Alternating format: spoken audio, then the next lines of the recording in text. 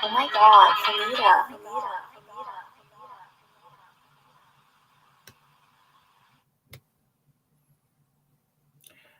Hello, welcome to another edition of the Willy Bragg Show. Today is going to be a little more freeform, a little more casual, pretty casual. I'm here just to have a conversation with all of you. We will talk about politics. That's normally what I like to do, but we will talk about other things, and I will do what I don't do all that often, and that is to get drunk. I mean, I would do it more often, but just don't really have the time. That's really what it comes down to. So okay, let's start with what's going on right now. I did a video today about Julian Assange, and it looks like that he's going to be extradited to the United States. And I am very worried for Julian Assange and what could potentially happen. And no telling what our government will do to him, even prior to court, because he's got 17 counts of espionage that he's charged with, and one count of misuse of his computer with regard to WikiLeaks. So I don't know. We need to realize that he is a political prisoner, and he's being treated like a pariah. And one thing I am grateful about with regard to Julian Assange is that he was a very two-dimensional political figure in America a decade ago, meaning that it was almost not exactly on partisan lines like blue, red, Republican, Democrat, but it was mostly left wing people were his supporters. Maybe a small faction of the right, maybe a small little cadre of paleocons and libertarians.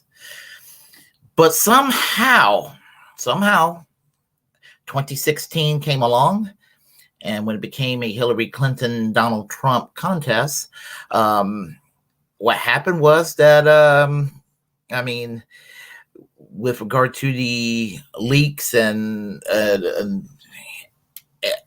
the Russian allegations and what ultimately happened with Donald Trump becoming president, and the Democrats came up with their version of the Republican conspiracy theory of birtherism, Russiagate, or the supposed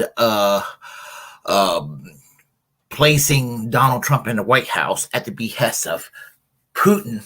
That kind of crazy conspiracy theory that manifested itself. And that's when a lot of liberals turned on Julian Assange. And it's no secret that Julian Assange hates Hillary Clinton. Like Vosh said, and Vosh said this like it's a bad thing, but Vosh said that a lot of people who loves Julian Assange is because they have a hate boner for Hillary Clinton. To Vosh, guilty as fucking charged. Guilty as charged.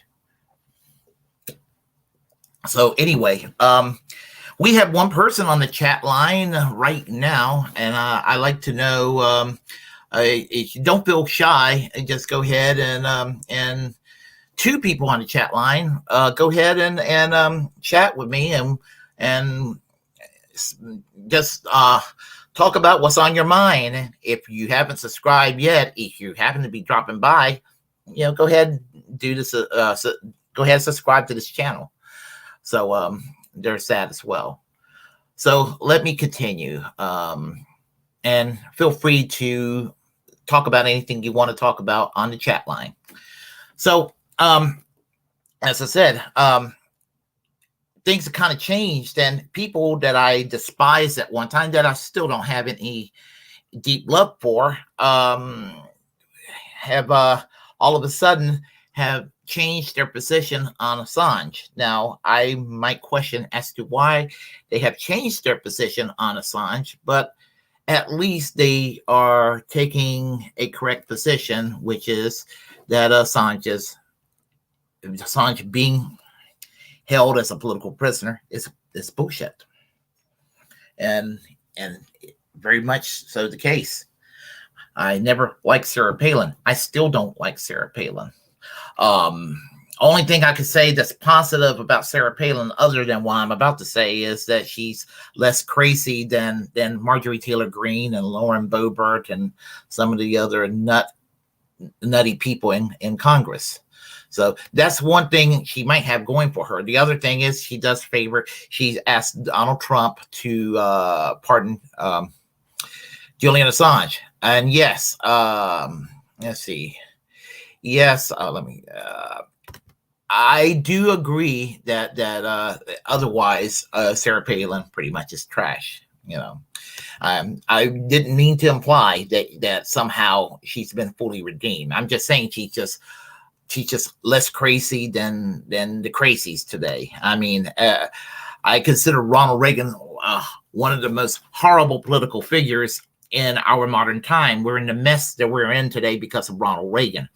But by today's standard, Ronald Reagan would be considered a rhino Republican, almost a Rockefeller liberal Republican by today's standard, because the Republican Party has gotten so far to the right since the days of Ronald Reagan. And I thought that the Republican Party were too far right during the days of Reagan. Still think they were too far right, but they really gone off the fucking rails since then. So what does that tell you?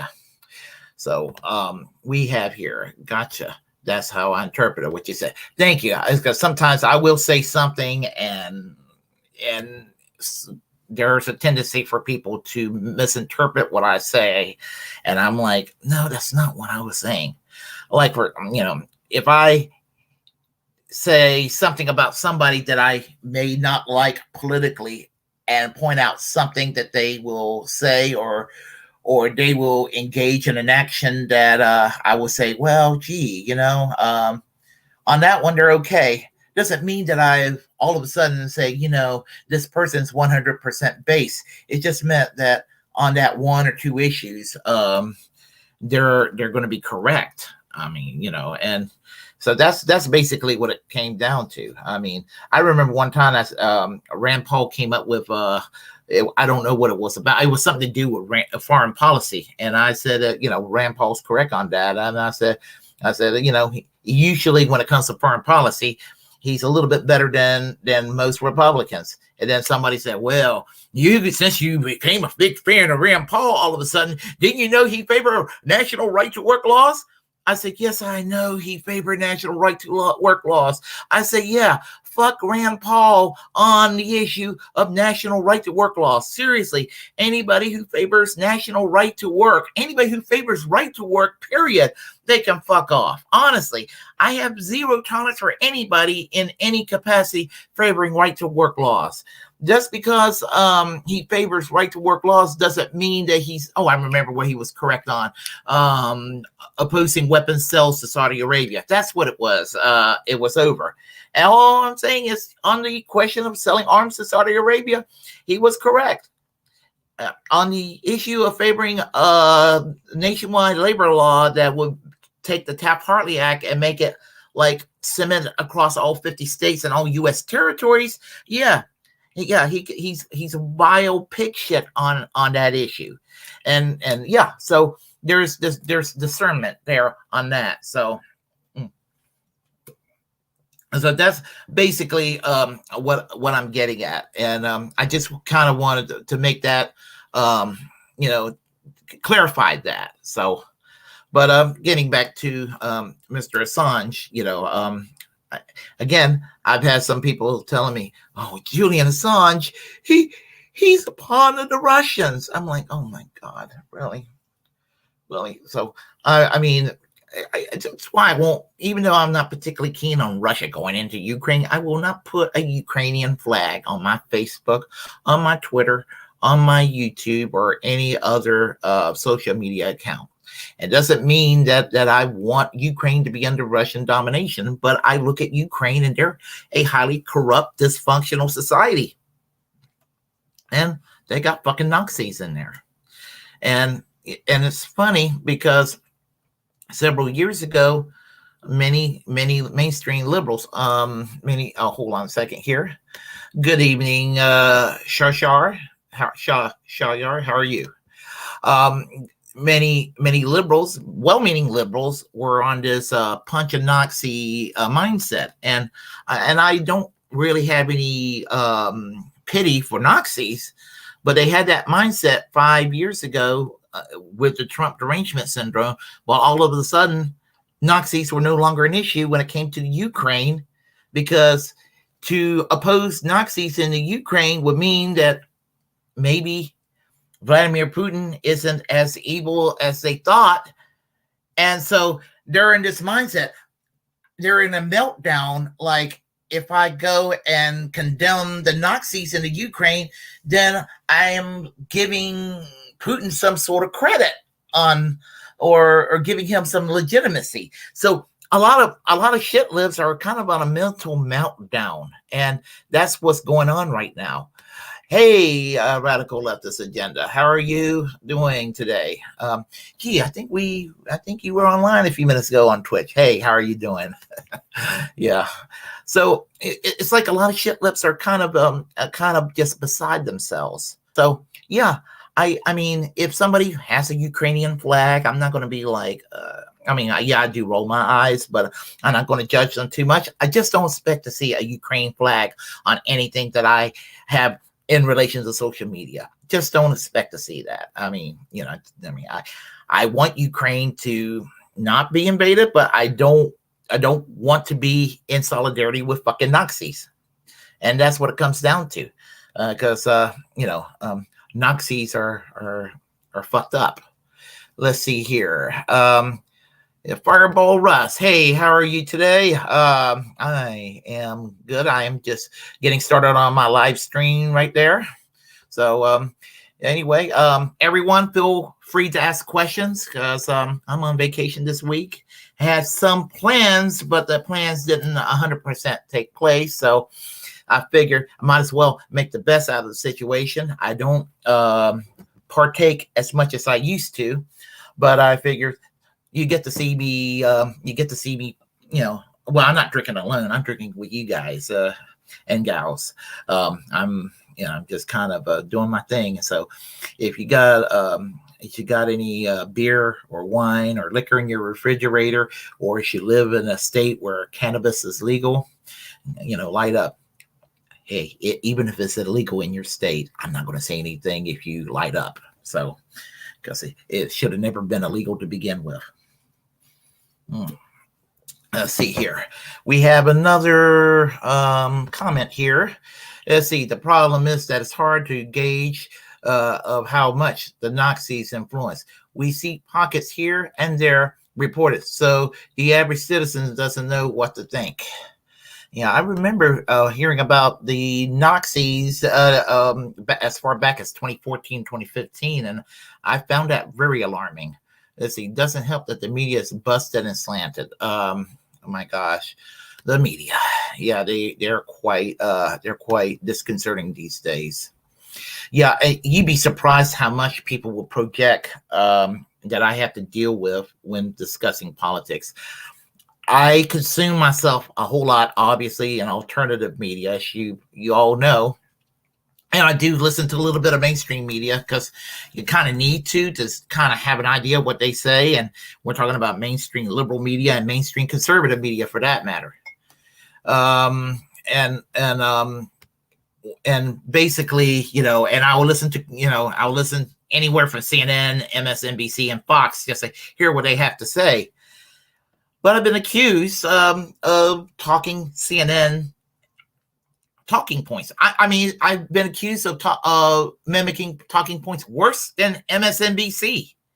I'm like, where the fuck are some of these people getting this idea? I have always hated CNN for almost the past 30 years. But anyway, let's see here. Do you hear Bernie tonight? Lowell Techwell asked. No, I did not. What did Bernie have to say? I didn't. I just came back from dinner a short while ago. I had a steak tonight. Delicious. Little small restaurant in Pine Level, North Carolina. Parkside Cafe. Little small place. Really nice place. Let's see here. Sounds like he's running for president. Well, this is my take on Bernie Sanders, and I can share it with you guys. I will officially support him in the primaries, knowing they're going to fuck him over again. I am not going to vote for the Democrat nominee because it's not going to be Bernie Sanders. They're going to fuck him over again. I'm going to do what I did since 1996 when I started voting third party since 1996. 1992 was the last year I voted for a full slate of Democrats. And it's been pretty much a 90% independent vote since 1996. But for some reason, people have accused me of getting mainstream news, accused me to this day that I'm like some kind of Democratic Party hack. We're talking about people who drink the Kool-Aid. We're talking about people who say they're libertarians, but they're really Republicans, and they want to sit there and accuse me of being a Democrat. It's almost getting me in a fighting mode. Let's see here. They were all fired up. Huge crowd. Well, as I said, I would one reason I would do this as far as officially pulling the officially like mentioning Bernie Sanders in a positive light, especially on this program, is that his ideas are still based. I just don't like his non-confrontational style with Democrats, and I get annoyed because he doesn't want to be written off as the next Ralph Nader, and it's really it's not just annoying, it's frustrating as hell. So let's see here. Let me continue. they were all fired up. What I can imagine all 10 of them were. He's not going to have the support base he had, in my opinion, in 2016 or 2020. He's not. I mean, he'll have a few cranks like myself, that wants to sit there and get the message out. And some people push the name, what's her name, Marianne Williamson, or I listen to Marianne Williamson. I don't like her enough, but she doesn't have the ideology that he has. I mean, that's the thing right there. You need somebody with the ideology, somebody who's actually, I don't want to use the word, somebody who has the doctrine, the doctrine that has the heart and soul, which he's had. He's moderated over the years. Honestly, he has. So let's see here. Let's see. We need a movement. Remember Rainbow? I do. I'm 53 years old. I remember the Rainbow Coalition very much so. And that was Bernie Sanders was kind of making a name for himself nationally at that time before he got elected into the House in 1990. Get the band back together with AOC. Well, AOC. Now, I am always conflicted with AOC because in 2018, I worshiped the ground she was on until the time of Forced to Vote. From the time of Forced to Vote, I got more and more frustrated with her to the point where I was making fun of her, to the point I was almost ready to write her off in a way I would write off Nancy Pelosi or some other establishment Democrat. It was down to that level. And then being, just being the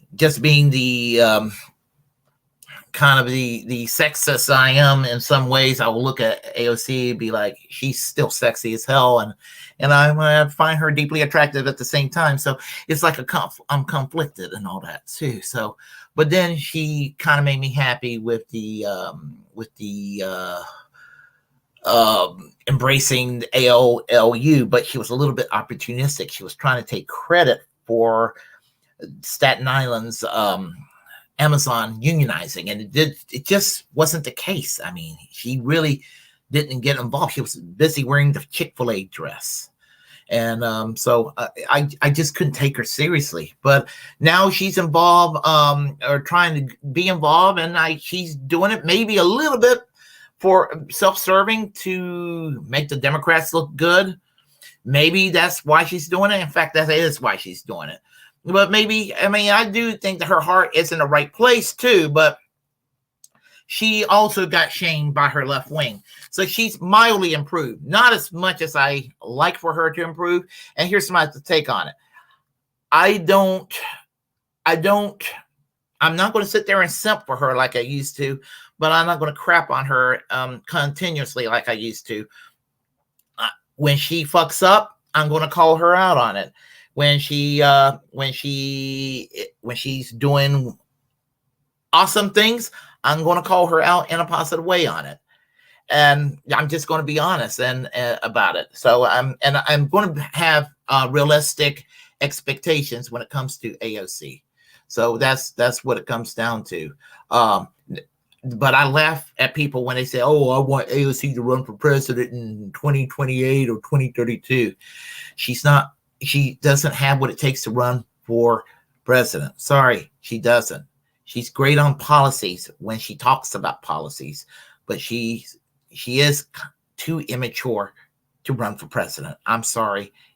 Some people who loves AOC, she doesn't have the maturity. Yeah, I know the other candidates don't either and everything, but she acts more like a drama queen in a lot of ways than anything else. So, but I think that she needs to nurture herself and keep the ideology she has and strive to fight. And if she doesn't, then we need to find alternatives. Yeah. So let's see. All right. It was packed. Okay. Yep. Standing ovation. Well, so let's see, and there was some more comments here. I'm just scrolling down to see what everybody else had to say. I'm not trying to skip anyone, so I apologize if I skipped over anyone here. Here's one. I would never support him again, Green Party or possibly the People's Party if they put forth Door. I have no qualms with the Green Party. I am planning to vote Green in November for Matthew Ho for the U.S. Senate. I am okay, I guess, with Jimmy Dore running for president. The only problem I have with Jimmy Dore is the People's Party. I just don't think their infrastructure, everything I could tell from an outside, and I could be wrong, but everything from what I could tell from an outsider view, and I know this because I've been involved with third parties and I know what it's like to work with third parties, that they seem to have a dysfunctional infrastructure, and I could be wrong. And if I'm wrong, I hope somebody gently show that where I'm wrong, and I will stand corrected. Hot retarded chicks, how are you today? Well, I have a beer in my hand. I'm not drunk yet, but give me time. So anyway, hot retarded chicks, I would like to interview you one day, and if I know you like to be anonymous, but and if you don't want to, that's cool too. But I just would like to go and interview you one day. You're cool. I like chatting with you. So I just wanted to get an opportunity to say that. So anyway, so anybody else has any questions right now, just feel free to open up and ask away. As I said, it can be political, it could be non-political for that matter. So just let me know. Well, maybe I'm cool for a 53-year-old nerd. So there's that. What's your take on the Ukraine? Oh, well, as I said, I don't like a country invading another country, but I'm anti-war. So there's that. I think that as far as the United States, the United States is getting deeply involved with that issue, that conflict, because they believe that Donald Trump was put in the White House because of Vladimir Putin. They have a score to settle. Ukraine was already corrupt. Joe Biden's son, Hunter, was involved with I believe, energy companies. I think it was making like $80,000 a day or some figure like that, serving on some board, really not doing anything but using his influence. It's meant to be a cover-up. And so that's what it comes down to. Also, Hillary Clinton wants this because, again, it's tied in with that score to settle. Just like when George W. Bush became president, he had a score to settle with Saddam Hussein with regard to the Iraq war that came into being. I'm not a 9/11 truther. I kind of frown on that, but I do believe that when 9/11 happened, he needed to find an excuse, and that was a good excuse for him. He would have found some kind of excuse. He would have grasped at any straws to get the U.S. into Iraq, and that was an opportunity handed to him on a silver platter. So that's all my take right there. Nerds are important. Let's see. Do you agree with the money and all the weapons smells of corruption? Of course I do. War's a racket is something that's done in America, in particular, to fatten the bank accounts of defense contractors. It's meant also to further the agenda of the military industrial complex. You know, again, defense contractors, the State Department, military industrial complex is also tied in a lot of ways. Actually, from two counts, two ideological camps. From Reagan to the present, you have evangelical Christians orbiting around the Republican Party who are warmongers, and they want a heavy presence in the Middle East because they want they want Israel and Iran to toss nukes at each other to usher in some kind of what they think is some kind of prophecy to bring in bring in whatever they consider the rapture and what have you. And how in the world that responsible secular Republicans in the leadership could sit there and put everybody's lives in the world in danger with these crazy cuckoos that allows this to dictate as foreign policy. On the pseudo left, and that would be with the Democrats, this thing with Russia, and I would say is probably a little more justified, would be the treatment against the LGBTQ community, things like that in places like Russia, which is a problem, which is really weird because those same evangelicals who hate Iran, either some of them hate Russia, but some of them are okay with Russia. And which is weird because Russia and Iran are cool with each other. They're not, they're actually tied with each other. And many of those same people on the right have this hate boner for China that has hatred for Iran, and China and Iran are close, and China, Iran, and Russia are kind of like very close with each other. So isn't it a major conflict of interest that one of the countries they hate would be friends with other countries that they like? I mean, so there's a lot of people who are very inconsistent. So that's just an observation on my part too, right there. Smurfs or chipmunks? I don't know. I guess I'm old enough to say the chipmunks because I'm old, but I guess Smurfs as far as the online left, if Lance is not being too much of a boutique leftist, I guess you could say. He's got some relative decent takes. Funny how I could turn that into a political, non-political question turned into a political answer. I think I need to see a psychiatrist about that. So anyway, again, more questions, and I'll be glad to answer that for you, very much so. And I'll be glad to even share some videos whatever subject.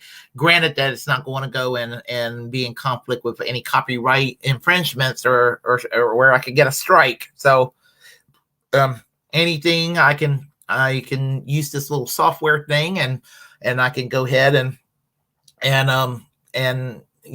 stream it on in, and we can quickly comment on whatever if you so do like. So just go ahead and ask away. I like the little chat line thing. It looks like we have 6 people so far. That's actually not a bad number. That's not a bad number. So let's keep it going, people. Let's keep it going. So anybody on your side drinking tonight on a Friday night? Anybody drinking? Let me know what your poison is. So go ahead, let me know what you're drinking. Let's see what happens if Trump minions take over the House and the Senate and take over the White House in 2024. Let's see. Well, I'll tell you what happens with the January 6th hearing if Donald Trump is prosecuted. If Donald Trump is prosecuted, very likely the Republicans will take over the House and the Senate, and they're going to go and impeach and probably remove Joe Biden from the presidency. If Donald Trump is not prosecuted, I think that the Republicans may not remove Biden. I think that may be the case, because I think that even though Republicans are by large measure scumbags, they will know that there is kind of what I would say an unspoken agreement that that if they go and break that unspoken agreement there, that it would that will be certainly met back in the future when Democrats take over, because both sides, who are pretty much corporatists and have the same donors, both sides, because you have the culture war that divides us more than anything else. And that's why we have culture wars. It's to divide us. It really is to divide us. Both sides use the culture war to divide us, because if you use economics, we be a normal Western country. We won't be a third world country behaving like a first world.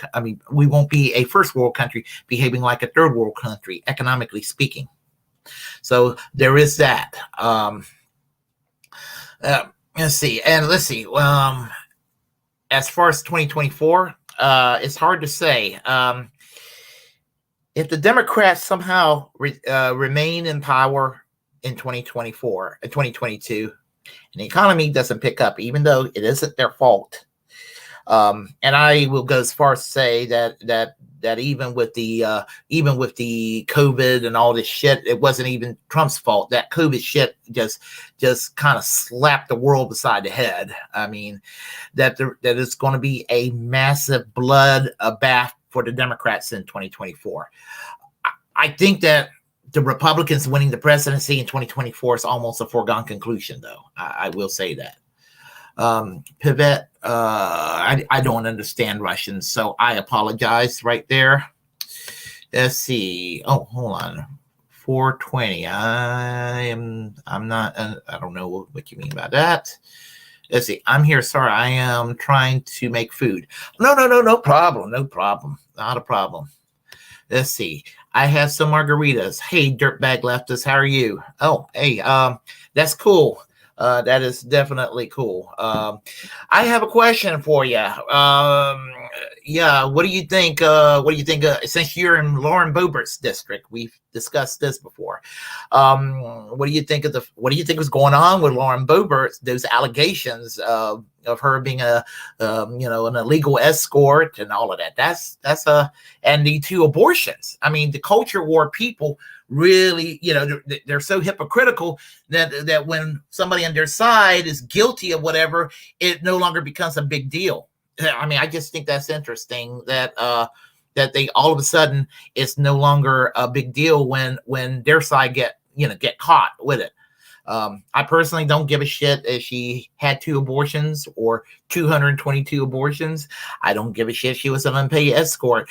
Personally, I don't care. But considering how vicious she is, and considering how vicious, Marjorie Taylor Greene and just Republicans in general, how vicious they are. I mean, it's not like they're just vicious on a policy level. They tend to have a temperament and a demeanor that is as vicious as their policy, and they wear it proudly, as a sleeve on their shoulder. I mean, it's really obnoxious how they go about it. But I do hope to see her either defeated in the primaries or defeated in the general election. But I know that the other district that merged with her district already, I know her QAnon district merged under the gerrymandering in Colorado with a more moderate Republican district. So is less QAnon crazy.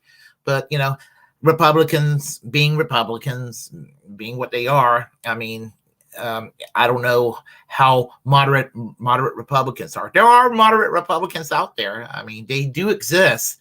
It's just that the crazies are in charge of the party, and the crazies are in charge of right-wing media, and the crazies are in charge in Congress. I mean, they're the ones that get elected. So next time I will have a beer. Well, I'm having a Guinness right now. That's my poison. If you're ever in Ireland, get the Guinness in Ireland. It's the real thing. Let's see. Let's see here. What does that mean? Radical leftist agenda. I don't speak Russian. Although I have been accused of being a Russian dupe. I've been accused of being pro-Russian. I've been accused of being a Russian dupe. because it's Russia, Russia, Russia. Rachel Maddow makes me mad sometimes because I just got tired of hearing the word Russian because of her. Let's see, like and share. Let's blow this channel up. Absolutely, thank you. I agree. Let's see. Alrighty. All right. They were my kids that she aborted and she overcharged. Ha ha ha. Yeah. Well, I guess she's probably, Lauren Boebert is the other beautiful but evil Republican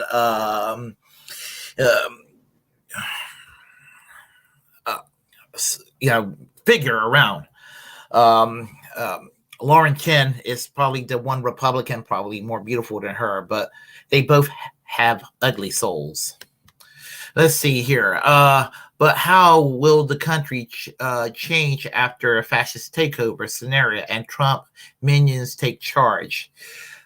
Well, let's see here. It just depends on what kind of fascism it is. I mean, it depends on what kind of fascism, because a lot of people think fascism means 100% what Hitler did. I mean, fascism can be almost race neutral. I mean, like, for example, Mussolini, while he was obviously not a tolerant person, he wasn't a white nationalist to the level of someone like Hitler. I mean, he didn't necessarily have a hatred toward Jews, or people of color the way Hitler did, or anything like that. And like, for example, Antonio Salazar of Portugal, who was a fascist, who ruled Portugal from 1932 to 1970, Estado Novo, which means the new state, a one-party right-wing state, a clerical fascist state, and was one of the last fascist states after World War II in Western Europe, decided to, with the colonies that existed in Africa predominantly, to declare that everybody in the colonial world from Portugal were part of one greater Portugal. And so he didn't have a problem with mixing with the populations in Africa or in the Asian populations. And so Portugal is kind of a multiracial society, more so than, let's say, places like Spain, which Spain was the other fascist state after World War II that still existed. But one thing that I will say, that the one benevolent thing he did was, even though it was a fascist state, it was the one fascist state that he actually allowed Jewish immigrants in Portugal that were from Germany trying to escape Hitler. So, I mean, he was not anti-Semitic. So that was, obviously not as racist either. He didn't have a problem with a mixed population within the Portuguese, in Portugal itself. So, but he was anti-communist and he was anti-union, and he tortured leftists, and he was an awful person in every other respect. So, so there's that kind of fascism. In relation to Donald Trump, I don't think, when you think about the military and you think about how multiracial and multicultural this country is compared to, let's say, Germany in 1933, where the country was probably 98% white. I think it would be a hard sell to try to implement that kind of fascism, even if there is that kind of sentiment. I think that any kind of fascism that the United States could have imposed on our society with a Donald Trump, or even worse, Ron DeSantis, it will probably look more like Pinochet's Chile, or Antonio Salazar's Portugal, is what I would guess. And I don't mean that it's going to be out of love for minorities. It'll be like it's just too many minorities to do anything to, that it will cause a violent backlash. So I think that there will be, I don't think that they're going to try to do a quote unquote final solution to the population or what have you. Oh, they'll try to tighten the borders, probably south of the borders and all of that. But, anyway, if that answers your question there. So let's see. Hey, Russian friend. Hey, comrade. I mean, well, do they still call themselves comrade? Because I know that Putin used to be a member of the Soviet Communist Party. Let's see here. Franco was a fascist. Yep, as I said, he was. Again, probably a slightly more racist Salazar, but again, not to the level that Hitler was, obviously. The cities will burn with resistance. Oh, I promise you, if Ron DeSantis become president, because honestly, Ron DeSantis is worse than Donald Trump. I promise you that. He's everything that people project. All the people who were part of the resistance during the Trump years, he's everything that the liberals hated about Trump, which were correct and not true about Trump, plus everything that was hateful about George W. Bush combined into one person. And that makes him worse than George W. Bush, and that makes him worse than Donald Trump. Ron DeSantis is really dangerous. And yeah, call me part of the resistance if Ron DeSantis become president. I'm still not going to vote for a Democrat in 2024 for president because, I live in North Carolina. It's hopelessly red. It's going to stay red forever. Well, it's going to stay red. I mean, it's Republican. It's not about to change. Let's see. Gonzalo. Oh, hey, Les Bones. How are you today? Gonzalo Lira is a fan of Augusto Pinochet. I know a lot of Chileans I've met over the years, and not one Chilean I have met have a lot of love for the United States because they have actually spoken from personal experience of what life was like in Chile and spoken of what's happened to family members in Chile. So, and it proves what I've said about capitalism, because I get a lot of hardcore libertarians telling me that capitalism is the greatest way to bring liberty and freedom to people. And I will counter that argument is, no, it can't, because Chile is the exact proof under Pinochet that capitalism would do just the opposite, because it wasn't just capitalism. It wasn't even just a Reagan-Thatcher style capitalism, which is shitty. It was an anarcho-capitalist style capitalism. It was the Milton Friedman style capitalism to the right of Milton Friedman that was imposed on the Chilean people. His team came in, the Milton Friedman team came in and basically turned that economy into their personal playground. And I mean, everything that you can imagine that could have been privatized were privatized, and the unions pretty much were probably next to non-existent. Probably even worse than what we have here in the United States right now, as you can imagine. What we did to the unions here in the United States was done relatively peacefully compared to what was done to the unions in Chile. Left-wing parties and left-wing organizations were banned. Political prisoners were on the left predominantly were tortured and thrown off of helicopters. And during the Trump campaign, there was a lot of people who were wearing T-shirts about helicopter rides with people falling off of helicopters. And I've seen that over the years, seen that with memes and all of that online. I'm like, that's fucked up. You celebrate that?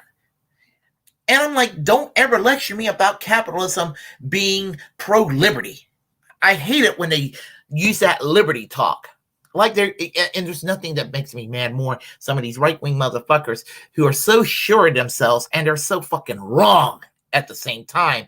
And they're so ignorant and they're so proud of the ignorance that they embrace. It just burns me up, burns the fuck out of me. Let's see here. He hates communists. Oh, I know many people that hates communists. I'm not a Leninist, but I used to be one of those people on the left that used to be defensive, and I would be called a communist. I'd be like, how dare you call me a communist? I used to be one of those, that's equivalent to a liberal a liberal anti-communist. I used to be one of those, but I gave up on that. I mean, I am a sock them pretty much, but I'm not one of those that are fearful. There are no communist societies really left on this planet. I mean, what, Cuba, and they're not a threat to the United States. Not at all. I mean, they're probably the only legitimate communist country left in the world. And there are more human rights in Cuba than many of the countries of the United States back around the world right now. So what does that tell you? Did you vote for Harvey Gantt in the 90s? I sure did, in 1990 and 1996. And I worked on both campaigns for Harvey Gantt. I would do it again. Harvey Gantt was a good man. He was. Jesse Helms had to go. Sadly, he did not. But I was glad when he retired. Even though I did not vote for Obama in 2008 because Obama was too conservative, I wish that Jesse Helms would have remained alive long enough to see Obama get elected. Just to see him get triggered over the idea of a black man getting elected. Because for those who are not familiar with Jesse Helms, he was one of the last segregationists to be a high-profile elected figure in this country. Let's see here. Do you think that there will be a third-party candidate who can get on all the ballots to challenge the two-party system?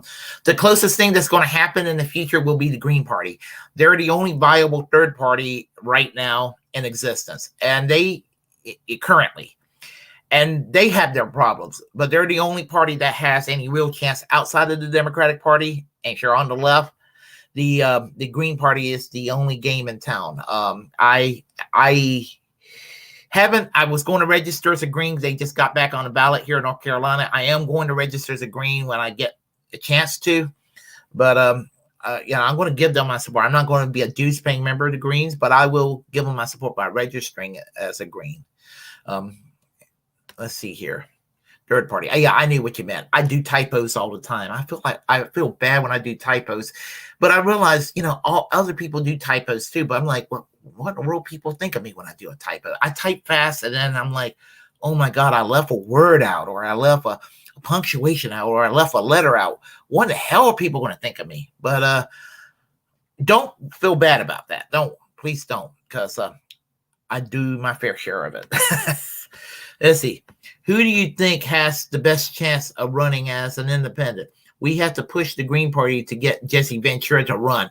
Amen, brother. Amen. I did not know. I knew that Jesse Ventura was the Green Party candidate not the Green Party candidate. I knew he joined the Green Party in 2020. He joined the Green Party and tried to become the Green Party nominee. However, what happened was that the Green Party apparently were too stuck up to have him as their candidate. And I'm sorry, the Green Party needed Ventura more than Ventura needed the Green Party. And that's the God honest truth. And I've said this in another post before. When I was in the Socialist Party USA, I would tell SPUSA members who were shitting on Bernie Sanders when Bernie Sanders was actually quite base back then in the 1990s, early 2000s, not the Bernie Sanders that he is today. I told them, I was like, y'all wanting to go crap on Bernie Sanders. Criticizing Bernie Sanders does have some merit these days if you're on the left. But back then, it didn't. And I would tell them, the Socialist Party needs Bernie Sanders. Then I would tell them, the Socialist Party needs Bernie Sanders more than Bernie Sanders needed the Socialist Party. But I'm not so sure today. So right now, I wouldn't blame the Socialist Party for being overly critical of Bernie Sanders. And I say this as somebody who still has some kind of mediocre of respect for the man, although I do get frustrated with him. Let's see. RLA, I saw videos of dead animals that you read about on the stream. They seem to be spinning a wave of hunger. Let's see here. I voted for Gantt both for those elections as well. Yes, Fireball Russ, we have discussed that. And I know you and I said we were proud of our vote for Harvey Gantt. Dirtbag Left says, my only worry is it backfiring. I think I heard the escort allegations before. Yeah, I think it was interesting about the escort allegations when I first heard it a few days ago. So, as I say, I laughed my ass off when I heard about that. So, she's almost comical. I mean, Marjorie Taylor Greene is hateful. Lauren Boebert comes across as comical. And the big difference between Marjorie Taylor Greene and Lauren Boebert, I think I could go and say I could go and insult Lauren Boebert in her face, and she could have that gun beside her. I don't think she would take that gun and blast me away. But I think if I would say something even less offensive to Marjorie Taylor Greene, I think that Marjorie Taylor Greene would, if she could get away with it, and I think she'll take a coffee table that she could pick up and beat me down and probably kill me with a coffee table if she could. That woman is violent. I mean, she is unhinged as fuck. I mean, she is nutty as hell. Let's see. Bernie became too much of a Democrat. That is my number one problem with Bernie. I remember when Bernie was passionately talking about creating a nationwide third party. Like on C-SPAN, he was talking about creating something equivalent to the New Democratic Party of Canada. That was back in late 1988. And of course, I saw that as a rerun. I didn't know who Bernie Sanders was in 1988, but I found out about Bernie in like about 2 months before he got elected, like mid-September 1990. I heard about him on Crossfire on CNN, and then I started seeing reports on him on the news and everything, and they were like, "Who's this weirdo in Vermont?" And then I started reading up on him, and when he won, and I was just like, "Why are they making fun of this guy? I like this Bernie Sanders guy. I wish there were more people like him." And I've been like telling people about Bernie Sanders since then. So this is why I tell people I'm like the first Bernie bro online and first Bernie bro in existence. And you know, and you can ask all my friends, you can ask anybody in the Socialist Party, and they'll be like, "Oh God, yes." You can ask my friends at East Carolina; they'll tell you I was the first Bernie bro. Fireball Russ could tell you I was the first Bernie bro. Fireball Russ, am I right? Wasn't I talking about Bernie bro back in college? Was I talking about Bernie Sanders in college before everybody else knew who the fuck he was? So let's see here. Catherine Ann McCloskey Ross, how are you today? Ventura is problematic. He's not perfect, but he's a 9/11 truther. That's my big issue with him. If there's any other issues, I would like to know. Let's see. He was a hardcore Bernie bro in 1992, and that is the God honest truth. Yeah. With regard to Ventura, I remember Dwight Welsh from the Socialist Party was telling me that when Ventura got elected as governor in 1998, he didn't vote for him. He voted for some generic Democrat that was running as a candidate, but he became really pleased with Ventura because, you know, being a gay man, Dwight was pleased with the gay rights protections and civil rights being extended to the LGBTQ community. Excuse me, in Minnesota. So Ventura was he was different in many ways in the 1990s, and I wish that he didn't part ways with the Reform Party because of Pat Buchanan. He should have been in there to fight the Pat Buchananites and made it a power struggle to take over the Reform Party, because the Reform Party was, well, I actually have a conspiracy theory about the Reform Party, and that the Reform Party, I do think that the Republicans actually didn't mind putting Pat Buchanan in the Reform Party to destroy the Reform Party from within. And I think that was what it was all about, and that's why the Reform Party pretty much fractured. I think that the Reform Party was a political party that was pretty much ideologically up for grabs back in the 1990s, in the early 2000s. It could have been a Labor Party if the correct people would have taken over it. it could have been, unfortunately, a horrible neo-fascist party had the Buchanans had it 100% their way. Where the U.S. Taxpayer Party, which is now the Constitutional Party, would have probably just merged with them or just absorbed themselves in there. So, and if what's his name, Ventura would have remained in charge, and would have been the one that would have won the ideological power grab within the Reform Party.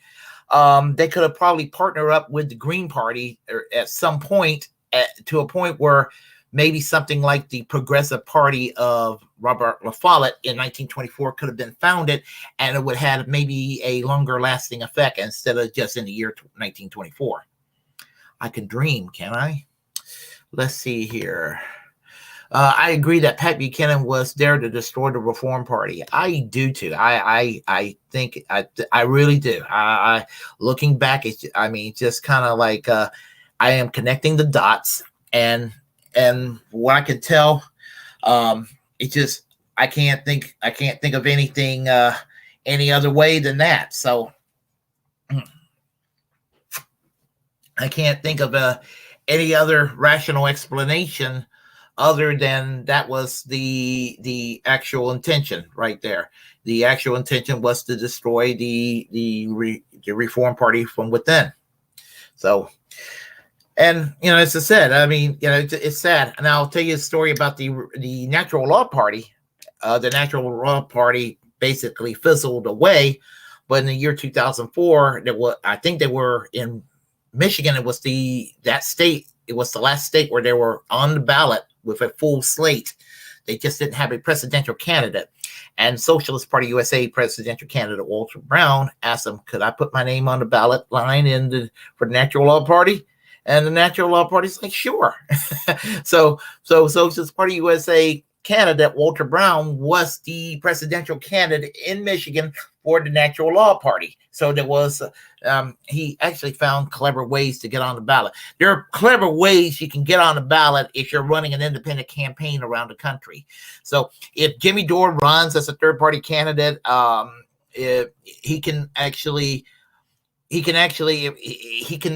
there's a way that he can actually utilize it, that it can actually help the People's Party if he wants to. I think that might be a way to put a little bit of strength into the People's Party, if that is the vehicle or the hill he wants to die on.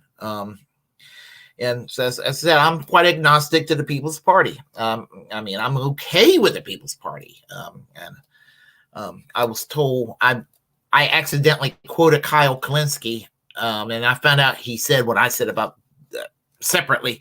He said what I said about the People's Party. I wish them well, but I know they're going to fail, and I don't want them to fail necessarily, but I do wish them well anyway. And I do. I wish them well. I wish it didn't have to be where there will be another third party that's a footnote in American minor party history. So we have here Pat Buchanan is an egotist who he thought he could win. I don't know if he thought. Well, he may have thought he could have won, because there was a third party movement that was strong in the 1990s. I remember 1990s third parties were considered sexier than third parties today. I remember running across a lot of people who were enthused about third parties in a way that they are no longer enthused about it today. Most people are aggravated by third parties. I know one person who told me that we do not need third parties or independent parties, that they're just a distraction. You make a mockery of the system. All you need is just two political parties. I'm like, you got to be kidding me. You got to be kidding me. Two political parties is all you need? And this person saying, because a man named Santa Claus in North Pole, Alaska, is a Democratic socialist wanting to become members of Congress in Alaska at-large district. And I believe he's going to be challenging Sarah Palin for that seat in Alaska. I think he is the challenger to Sarah Palin in that specialized contest. I think I'm going to do story on that pretty soon on my channel. So I need to find out about that. And I think that is the case. Now, if that is the case, I want Santa Claus to win. But when I told this person about Santa Claus, that's not his original name, but he looks like Santa Claus and all of that. So, so what was really funny and about that is, hold on a second here. The beer's kicking in, by the way. All right, that's good. The beer's kicking in. I like it when the beer kicks in. Sarah Palin, Santa Claus. Let's see. All right, if I can find it, if I can find it, there we go. There we go. Hopefully this will work. Yes, there it is. If anybody doesn't believe me, well, the proof is in the pudding. Or it's actually on up here. All right. Get my ugly face in here. Here we go. Santa Claus and Sarah Palin looks like they're going to be facing each other in their run for Congress. So, where's my string? Right there. They're going to be running against each other, it looks like. So that, you know, who would you rather have? Would you rather have Santa Claus, who's going to give you health care or try to give you health care? He's running as an independent. He's not running as a Democrat. He's running as an independent. Or would you rather have, you know, Bobert at the age of 60? And so you're a member of Congress. I think I know the answer. Let's see, myself personally. So let's see here. Let's see. Oh, I wrote that here. See, remember that movie that Samuel L. Jackson did about an airplane flight with Elizabeth Warren? Samuel L. Jackson. I didn't know he was flying with a snake in the film. I wonder what film that was. The Democrats' epic failure to provide an opening. Let me do that right there. Okay. All right. Let's see here. Yep. Well, the Democrats are too afraid to govern. They're comfortable failing so they can fundraise when they're the opposition. That's how it always is. Let's see. I voted for John Hagelin in 2000. I was excited about the Natural Law Reform Party coalition. Yeah, I was excited as another third party at the time. So let's see what we have here. I was. So the Dems will run Krampus. Hillary Clinton. Yeah, I mean, she is Krampus. There is actually talk about Hillary Clinton possibly running. Rising. The internet news show Rising. I do watch a little bit of that. So anyway, that's what's going on right now. So Hillary Clinton, she's planning to, she might be running for president again on the primaries in 2024. And that's what worries me about Bernie Sanders. If he runs, he'll probably not run because Bernie be like, they'll blame me again if Donald Trump gets elected. I mean, I can see that. I can see him saying that. And, you know, and that's my problem. That's what my problem with Bernie Sanders, because Bernie Sanders basically, he felt like that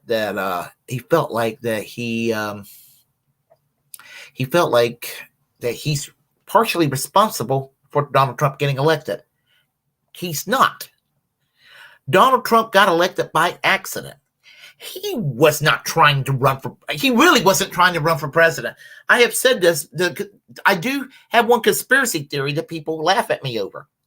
I really do believe, you got to remember, Bill and Hillary Clinton were friends with Donald Trump.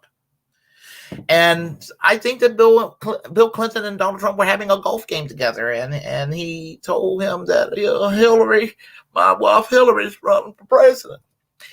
And, you know, you run in the Republican primary, you know, you can use that as a way to kind of promote yourself in some other reality show. And you could divide the Republican Party and make it easier for my wife Hillary to get elected. And if my wife Hillary gets elected, she can be president, and she'll be busy being president, and I can be busy with all these young ladies who still look at me like I'm a rock star because I don't have sex with Hillary. It's a loveless marriage. And I'm sure Hillary can work out some strings and make you 4 times wealthier than you are. And then Donald Trump was thinking to himself, he's got a point. So Donald Trump entered his name into the primaries. I can't do a Donald Trump impression too well, so I'm sorry. And so Donald Trump came in there, and I think that Donald Trump came in there. He's a grifter. Donald Trump doesn't believe in the right-wing shit he says. I mean, he came in there, and he came in there, and he made mincemeat out of all those Republicans running. And, and obviously I'm not going to be for Trump, but, I remember watching that in 2016, the Republican primaries, 2015, 2016. And I was just like, you know what? Jeb Bush, Marco Rubio, Ted Cruz, all of them, they all had it coming to them because they're all SOBs. They're all pieces of shit. They all had it coming to them. They all had it. They all had it coming. They all deserved anything they could get. They deserved the scorn. They deserved the humiliation. And this guy, I mean, he's got a mean streak in him enough that he made mincemeat. He might be what you call the dirtbag right. So anyway, I was like, good. I mean, I'm not for Trump, but I'm glad he's going after these other Republicans here. I mean, that they deserved it. It was entertaining. I was for once in an election cycle, I was watching was a veneer of mainstream politics and not being angry and bored at the same time. I was actually, for a time being, I was actually kind of happy because Donald Trump was basically destroying the other Republicans in the primaries. And on the Democratic side, I saw Bernie Sanders getting into Hillary Clinton's space with what she did with the Democratic Leadership Council, what they did all these years, Reaganizing the Democratic Party, turning it into the sewage that they turned it into. And Bernie Sanders was a threat to that. He was a threat. Now, I know that some conservatives will see they can't get away with saying that Bernie Sanders is a communist, and they realize that Bernie Sanders is basically a European-style social democrat. And when dealing with me, they'll try to destroy my eagerness for Bernie Sanders back then, saying, "Oh, he's a grifter, he's a faker, he makes money, he's whatever." So he bent the knee toward Hillary Clinton too much and everything. And these are the same people that had nothing to say when Ted Cruz bent the knee to Donald Trump. The same people, they had nothing to say about that. And honestly, the knee banged on the floor quicker on Donald Trump's side than it did for Bernie Sanders. Because at the convention, he was a never-Trumper Republican, and all of a sudden, he was doing phone lines, which was a little more humiliating than Bernie Sanders going out on the campaign trail for Hillary Clinton. And then in 2016, if I had any complaints about Bernie Sanders, it was A, endorsing Hillary Clinton, and B, actually campaigning for Hillary Clinton. And then, and C, thinking that he might have played a role in Donald Trump getting elected. No. Hillary Clinton was a shitty candidate. She was a shitty candidate. She thought that she thought she was entitled to the presidency, and she had a meltdown. But her meltdown and the meltdown of her supporters were pretty tame compared to the insurrection on January 6th last year. And actually, I wasn't really scared with the insurrection that took place. I laughed when I got up. I worked graveyard shift. I woke up. I was laughing. I thought that was the funniest damn thing I saw. I was laughing my ass off. I'm like, these morons, they taking it to this level. I don't want to ever hear them talk about how Hillary Clinton, even though I hate Hillary Clinton, I don't want to ever hear them tell me what a sore loser Hillary Clinton and her supporters were in 2016 when they're actually breaking into the halls of Congress. And then I had to hear some people say, well, it wasn't really Trump supporters. They were Antifa people and Black Lives Matter people breaking in there. And no, they weren't. They don't want them to take any responsibility. They think that they're such the good guys and everything. The only conspiracy theory about January 6th that I can halfway believe, maybe I think that sometimes the FBI might have been in there, maybe infiltrating and trying to go after some people who were problematic in other parts of the country prior to this stop the steal event. That would have been to the extent, but I think it was a bunch of right-wing crazy people that thought that they could take over the country because they're that crazy and that, they're just that nutty. And so some of the people that came in there that caught up that went in there to go to the rally, and they got caught up in the emotions, and they didn't vandalize anything, and they went in there on a high, going into the Congress, into the halls of Congress, misdemeanor, misdemeanor and a fine. Those involved within Congress plotting, put them in jail. Those that planned it, the Stop the Steal rally, those that were engaged in trying to do the coup, put them in jail. Donald Trump, I don't think Donald Trump was directly involved. I mean, he was not directly involved. He knew that there was a Stop the Steal rally and all that. He did fan the flames a little bit, but I don't know if fanning the flames is enough to prosecute. And again, I don't think anything's going to happen. It's a show trial. January 6th. Congressional hearing is a show trial because the Democrats are not doing a damn thing. The Republicans are upset over it. I think there's nothing to be upset. You're a Republican. There's nothing to be upset about. Nothing's going to happen to Donald Trump. This is just a ploy by Democrats to appease the supporters of Bernie Sanders, Elizabeth Warren, the snake, and Alexandria Ocasio-Cortez. Is to appease them, saying, "Hey, we're doing something." Because the Democrats have not done a fucking goddamn thing since, other than the $2,000 check when they came in there. They have not really done anything. And this is their symbolic way of saying, hey, look at us. We're doing shit now. They haven't done a damn thing. It's window dressing. It's window dressing. And then to sit there and act like all of a sudden to sit there and act like that. And I was hearing I used to respect Robert Reich. I honestly used to respect Robert Reich. I used to say he was one of the better people. And yeah, he was one of the better people in his time in the Clinton administration. He was one of the better people back then. But I lost respect for the man when he's going around and basically saying things like, when he's basically suggesting that down the road, that maybe Liz Cheney should run as a Democrat for president one of these days. And I'm like, are you fucking out of your mind? Really? Are you out of your mind to have this woman who played a role, not as large a role, obviously, as her father, but to play a role on what she did to people halfway across the world? So anyway, I'll get back to Liz Cheney in a second. I never felt better about voting for a president of the United States than I did when I voted for Howie Hawkins. Bill actually made a pitch at Trump Towers. Oh, I was glad that I almost voted for Joe Biden because I got guilt tripped by a lot of my liberal friends from 2016 for my vote for Jill Stein. But I'm like, wait a minute.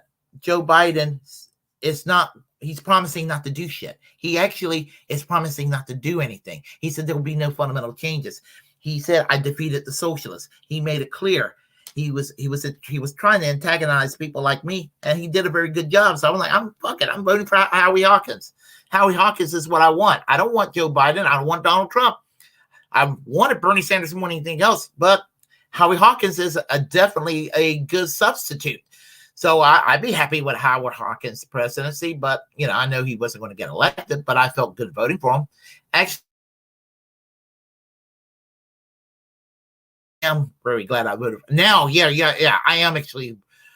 Come to think about it, I think that might have been the best vote I ever taken in my life. My vote for Howie Hawkins in 2020. I am glad. See, that's a good theory about Clinton and a good impression. Thank you. Oh, thank you. Let's see here. Best way to imitate Bill is the vocal fry. That means speaking like a rusty door or Oh, yeah, Elmer Fudd. Exactly. Let's see. Kurt Russell's character in Escape from New York was named after Elizabeth Warren. Every time I think of Elizabeth Warren, I just think of garden snakes. So that's what I got to say about that. A lot of the left are minimalizing January 6th, like Jimmy Dore and Jackson Hinkle. I don't minimalize it to the level of Jimmy Dore and Jackson Hinkle. I promise you that. But I do think it was a diet coup. I never really heard them say anything about it, to tell you the truth. And if I do have a serious complaint about Jimmy Dore and Jackson Hinkle, and to be fair, I will say this about the Combo Couch and Gray Zone and Nico House would be this. While I'm okay with bashing the Democrats and even going after AOC and Bernie Sanders when appropriate, I don't have a problem with that. But to downplay Republicans are still a big problem. Like for those that want to act like, well, to act like Marjorie Taylor Greene isn't an issue, but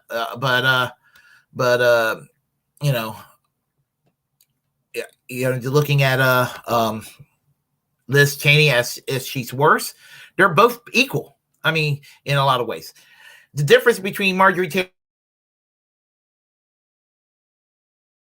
topple governments in other countries.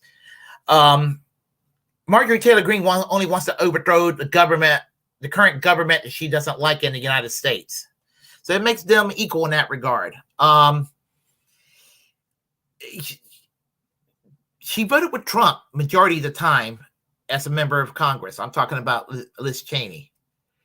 And while Donald Trump is a pretty bad dude, Liz Cheney's actually, with the liberals loving Liz Cheney because of Trump derangement syndrome, Liz Cheney's position on LGBTQ rights are much closer to Marjorie Taylor Greene than it is to Donald Trump. Donald Trump is very pro-LGBTQ compared to Liz Cheney. And that's something that a lot of liberals don't realize. So there's that as well. Kurt Russell, Snake, percent. Yeah. So let's see here. Oh, we did talk about that. But that would be my beef against Jimmy Dore in that regard. I did see Jimmy Dore live in Raleigh back in late January. He played at the Charlie Goodnights. I didn't meet him in person, but I did meet Steph, his wife. We talked for a few minutes and even had a picture taken and all of that. I would show y'all that picture. I'm a little drunk and I was a little heavier set at that time. I lost a few pounds, so I don't want to see y'all see that picture. I'm kind of bloated looking. I mean, I was kind of heavy, fat there. So I lost about 20 pounds. I'm 20 pounds lighter now than I was in that picture. So I want to keep it that way. So, but that's okay. And it was a good show. Half the crowd half the audience had Julian Assange T-shirts. I noticed. But it was, as I said, it was a good show. I was able to talk to people, and for those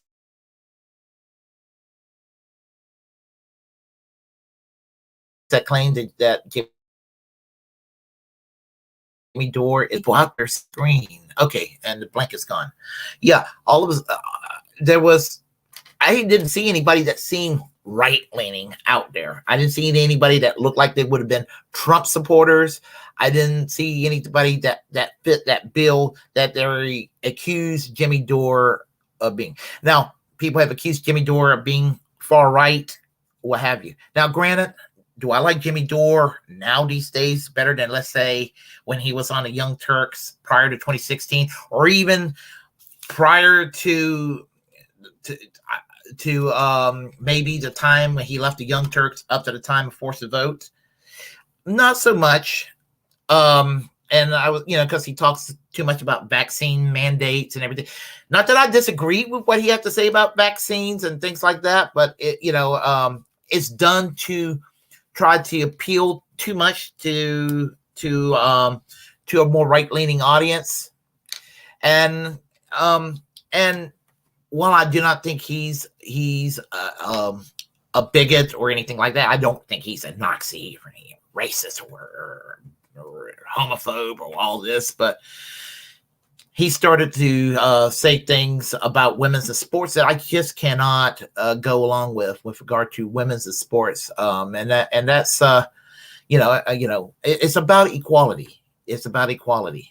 And if a trans woman is involved with sports and that bothers you, here's the thing about it. I mean, they said the same thing about blacks being integrated in the army and the military in 1948, or gays in the military in the 1990s, or what have you, or women, even serving in any capacity. It's always some kind of a but. And then 20 years later, everybody looks back and say, well, gee, weren't we all kind of wrong for believing that way?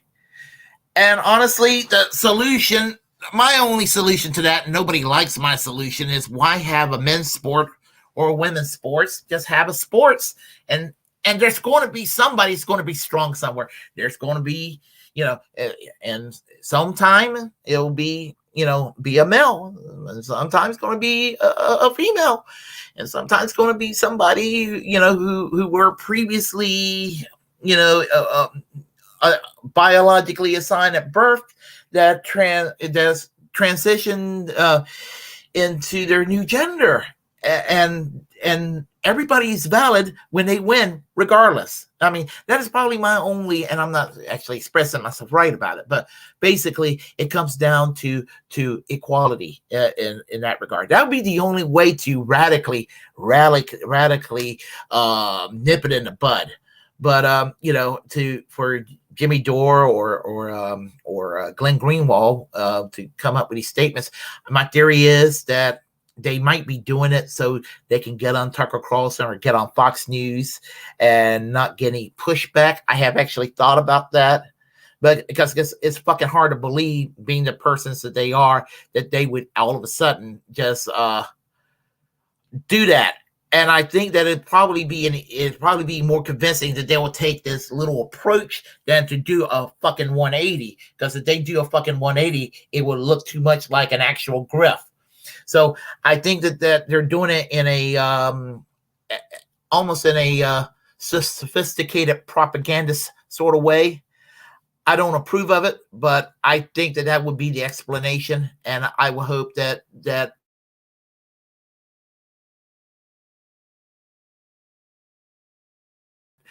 not out of political correctness.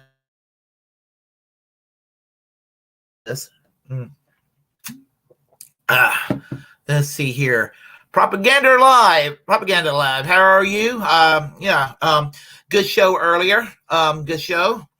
Let's see. Jimmy Dore fell off. He on occasion. Jimmy is late on everything, and grifts are off topic. Well, I mean, he's not Dave Rubin. I mean, that's another thing right there. I mean, you compare his politics to Dave Rubin. I mean, my gosh, people laugh at me. I mean, Jimmy Dore, I'm not going to say he's a Marxist-Leninist per se, but Jimmy Dore is almost a tanky compared to, I mean, he's further left than TYT. He's further left than Sam Cedar and the Majority Report people. I mean, he's further left than Kyle Kalinske and all these other people on BreadTube. That's the honest truth. I mean, he's to my left. I mean, he really is in a lot of areas. He is. he knows how to talk in a way that appeals to average Americans in a way that maybe the left seems to be a little bit more on the out of touch side about. But for some reason, there are people on the right that kind of likes what he has to say. And here's the thing: if some Trump supporters started listening to Jimmy Dore and they decided, maybe he's right that Medicare for all is a good idea, consider it a good thing.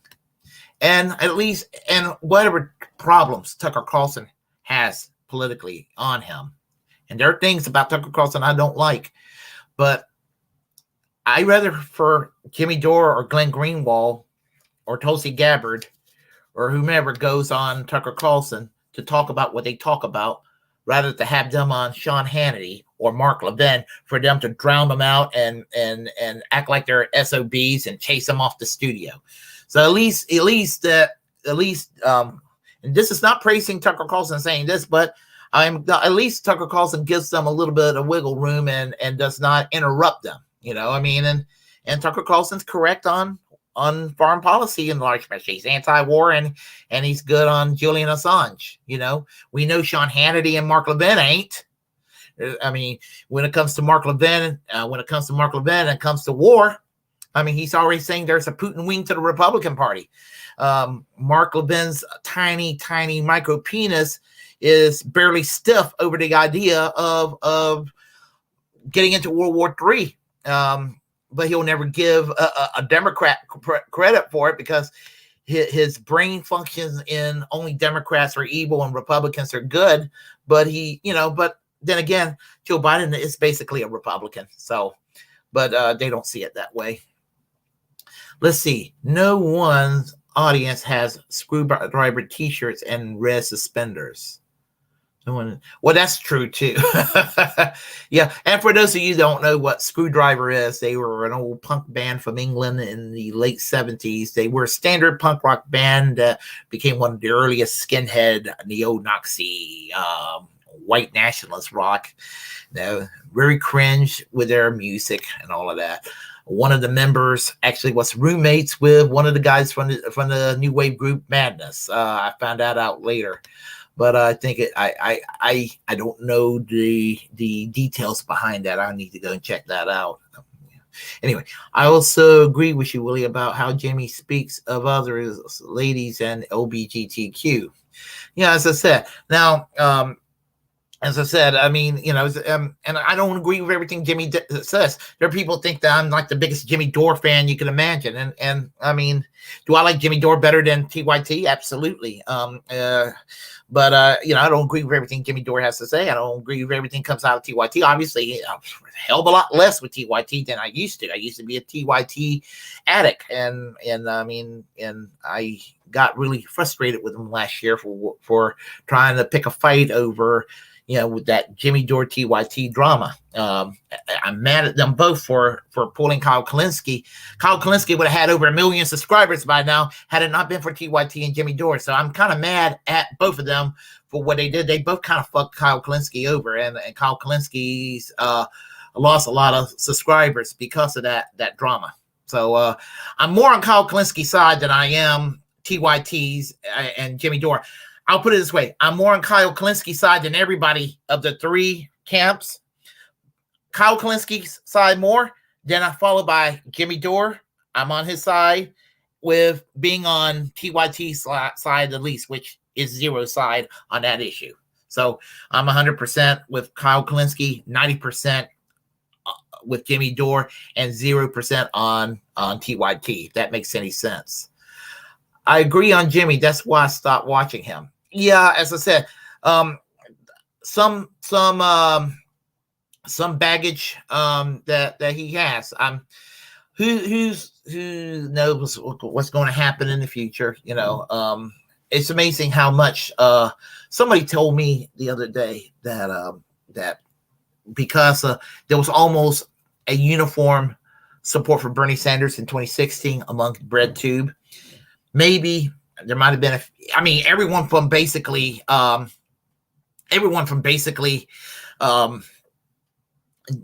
Dave Rubin, believe it or not, all the way to I'm trying to think of a fairly far left somebody, well, we'll say Dave Rubin all the way to Peter Coffin. Peter Coffin is a tanky now, so I'll use him as far left. All of them were Bernie Sanders supporters in 2016, and then all of a sudden, after 2016, everybody's been like at each other's throats, and BreadTube has split into this camp and that camp and this camp and that camp, and it's become a soap opera that I'm actually frustrated on one hand, kind of entertained on the other, and befuddled on the other. So, and I get all those feelings like roll into one. So there is a mainstream annoying LGBTQ scene, but I know that the gays and trans people, and there are some of the funniest on earth. Well, I mean, just like any liberation movement, I remember back in the early days when saying I support gay rights back in the early 90s was like, you support gay rights? What kind of a liberal weirdo are you? I got that in the early 1990s. And I live in North Carolina, so do the math. People are telling me that. Back in the day, the gays and the lesbians I know were a little more artsy and all of that. And then by the mid to latter 1990s, there was a lot of folks who were more on the mainstream side and pretty much blend in with the regular population. And I see what you're saying with Propaganda Live in that regard. But absolutely. So, but I've been used to the wine drinking, artsy culture, books and politics and art faction of the gay lesbian community during these years and all of that. So let's see, big ally points. Thank you. Let's see, I would go on Fox News, but I never trusted those people.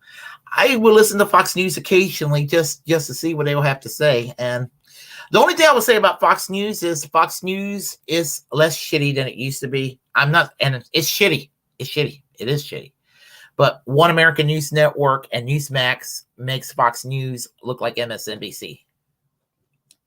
I mean, that's where we're at now. I mean, the real Kool-Aid drinkers 20 years ago that were all about Fox, they think that Fox has gotten too liberal. So they went over to OANN and Newsmax. And that's where they're at these days. So Fox News, believe it or not, are slightly less insane than they used to be. Oh, they're still crazy and they're still too right wing for me, but they're less cringy than OAN and One American News Network and Newsmax, especially One American News Network. I mean, we got people talking about voter fraud in the 2020 election, talking about executing people involved in voter fraud in the 2020 election fraud, as if Biden is illegitimate as president. You don't have to like Joe Biden. I don't like Joe Biden, but he's legitimate. Elections has consequences. If I was going to go have that mentality, I would feel that way about 99% of the elected people in this country. I mean, that shows you how crazy people are these days. So, Propaganda Live, what you say? Oh, what so you mean funny? Are we clowns? Do we entertain you? Oh, Catherine, I know Propaganda Live. Propaganda Live is cool. He's an ally. I promise. He is an ally. He is. I promise you, he is. So, I used to watch Jimmy Dore pretty regularly until everything became Russia and vaccines bad. As I said, I kind of stopped, cut back on the Jimmy Dore consumption and all of that. So I kind of started watching Peter Coffin again. Him and Ashley, they have a nice show on Sunday that I look forward to watching and everything. I've gotten so consumed with BreadTube that I ended up stopped watching certain programs, but I sort of kind of come back or return back to watching Peter Coffin program again. I don't even watch Kyle Kalinske like I used to because I mean he's gotten a little dry lately. So, but Fireball, Russ, same. Let's see here. Yep. So anyway, anybody else? Do we have any takers? Anybody? Any other comments? Come on, let's talk. I mean, you know, it's June. I mean, it's summertime. I hate summers. I'm happiest when Labor Day takes place because I know that as the leaves turn orange, yellow, brown, and red, it means that I'm going to be feeling pretty damn good when I can work hard in my job and not break an ounce of sweat. And I feel that way very strongly until around Easter, because around Easter, I know what's going to happen to me around the corner. And I feel this way right now when it comes to all the hot weather that I feel. So anyway, okay. Okay. Yeah. Okay. I'm sorry, Catty Ann. I'm sorry. It was just, I know Propaganda Live. He's got a good program. I highly recommend you subscribe to his show. Good personality, very friendly, good politics. You know, just I believe he's up in, if I'm not mistaken, I think he's up in Alberta, in Canada. So I was thinking about that line after your comment. Yep. So anyhow, yeah. My God, I'm going to get another bottle of beer in just a moment. So, but anyway, yeah. I was on vacation. Been on vacation this week, so life is good. We're getting smoking. Okay, whoops. Okay, hold on a second here. We're getting smoke in Colorado from fires, and it's a drought. Dirtbag left us. I've been to Colorado back in 2001. I was in Boulder, and I was in Boulder for several days, and it was nice little stoner type college towns, like it kind of reminded me of Chapel Hill, North Carolina, but also reminded me of a place where a lot of deadheads hang around and everything, and so it was I enjoyed it. It was a really pretty seeing the purple hills all over the place, and even though it was like 70 degrees in October, but seeing the snow-covered mountains ahead of me, just like Colorado's kind of like a nice place. I like it. I like it a lot. So and all that. So and when I retire, I'm planning to travel to each state, to spend a night in each state and each U.S. territory, to say I've been and spent an evening, one full day in that state or that U.S. territory.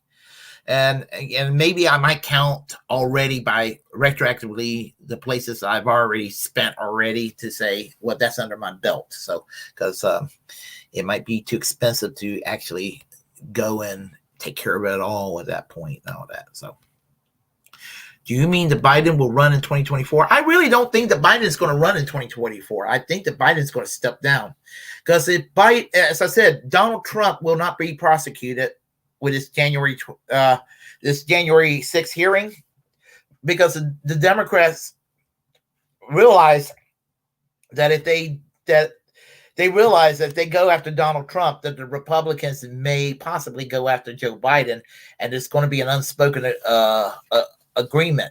But here's the thing: I don't trust the Republicans, and I think that what I predict is that the Democrats are going to go and find a way to let Trump, quote unquote, off the hook with the good faith of a hands-off approach toward Biden. The Republicans are going to take over both houses. Then they're going to probably remove Biden. But before that happens, I think that Biden realizes that, or that maybe the party's going to tell Biden, pressure Biden to step down before he's actually impeached, and that you're going to end up with Kamala Harris as president, and it will be an open primary in 2024. So it's going to be interesting to see what happens. So that's what I have to say about that right now. What's your opinion on tankies on Twitter who loves the USSR and North Korea? I'm not a tanky. I'm not a Marxist-Leninist really any capacity, with the possible exception of Joseph Broz Tito of Yugoslavia. That would be the closest thing I would be to a quote-unquote communist. I do have admiration for Tito. Although I am a sock dem still. I say that let's work together on issues that we agree with, and where we disagree, we just disagree. I don't look at the Soviet Union personally or North Korea personally as my model. It's just, I just don't. I mean, that's not where my socialism derived from. My socialism derived from, being an Anglophile, not in a bad way, but Great Britain. I've always had a love for Great Britain. What happened with the socialism after World War II with the British Labour government of Clement Attlee. That gives me an opportunity. Yeah, Clement Attlee, one of my favorite prime ministers. He was everything that Margaret Thatcher destroyed, unfortunately, when she came into power in 1979. Clement Attlee, he brought about the welfare state, expanded the unions, of course, created the National Health Service, which, here's the thing. The National Health Service in the UK, when it was implemented in 1948 for the longest time, and probably even to this day in the Western world, you're not going to find a healthcare system in the Western world. Maybe today in Portugal, maybe in Italy and New Zealand might be coming close, but the UK NHS would be like the closest thing you're going to find to the most socialized medical system in the Western world. And to find a system more socialized than it is in today's Great Britain, you'll have to go to Cuba. And so this is Clement Attlee. He served as the Prime Minister of Great Britain from 1945 until 1951. And he was the Deputy Prime Minister during World War II in the cabinet, serving alongside with Winston Churchill. So as I said, he is definitely a strong hero. He's probably played just a stronger role in my socialism as, let's say, someone like in America, before even Bernie Sanders came along, and I'm being long-winded as I normally am. I do apologize. Someone like my tradition in America is, of course, we'll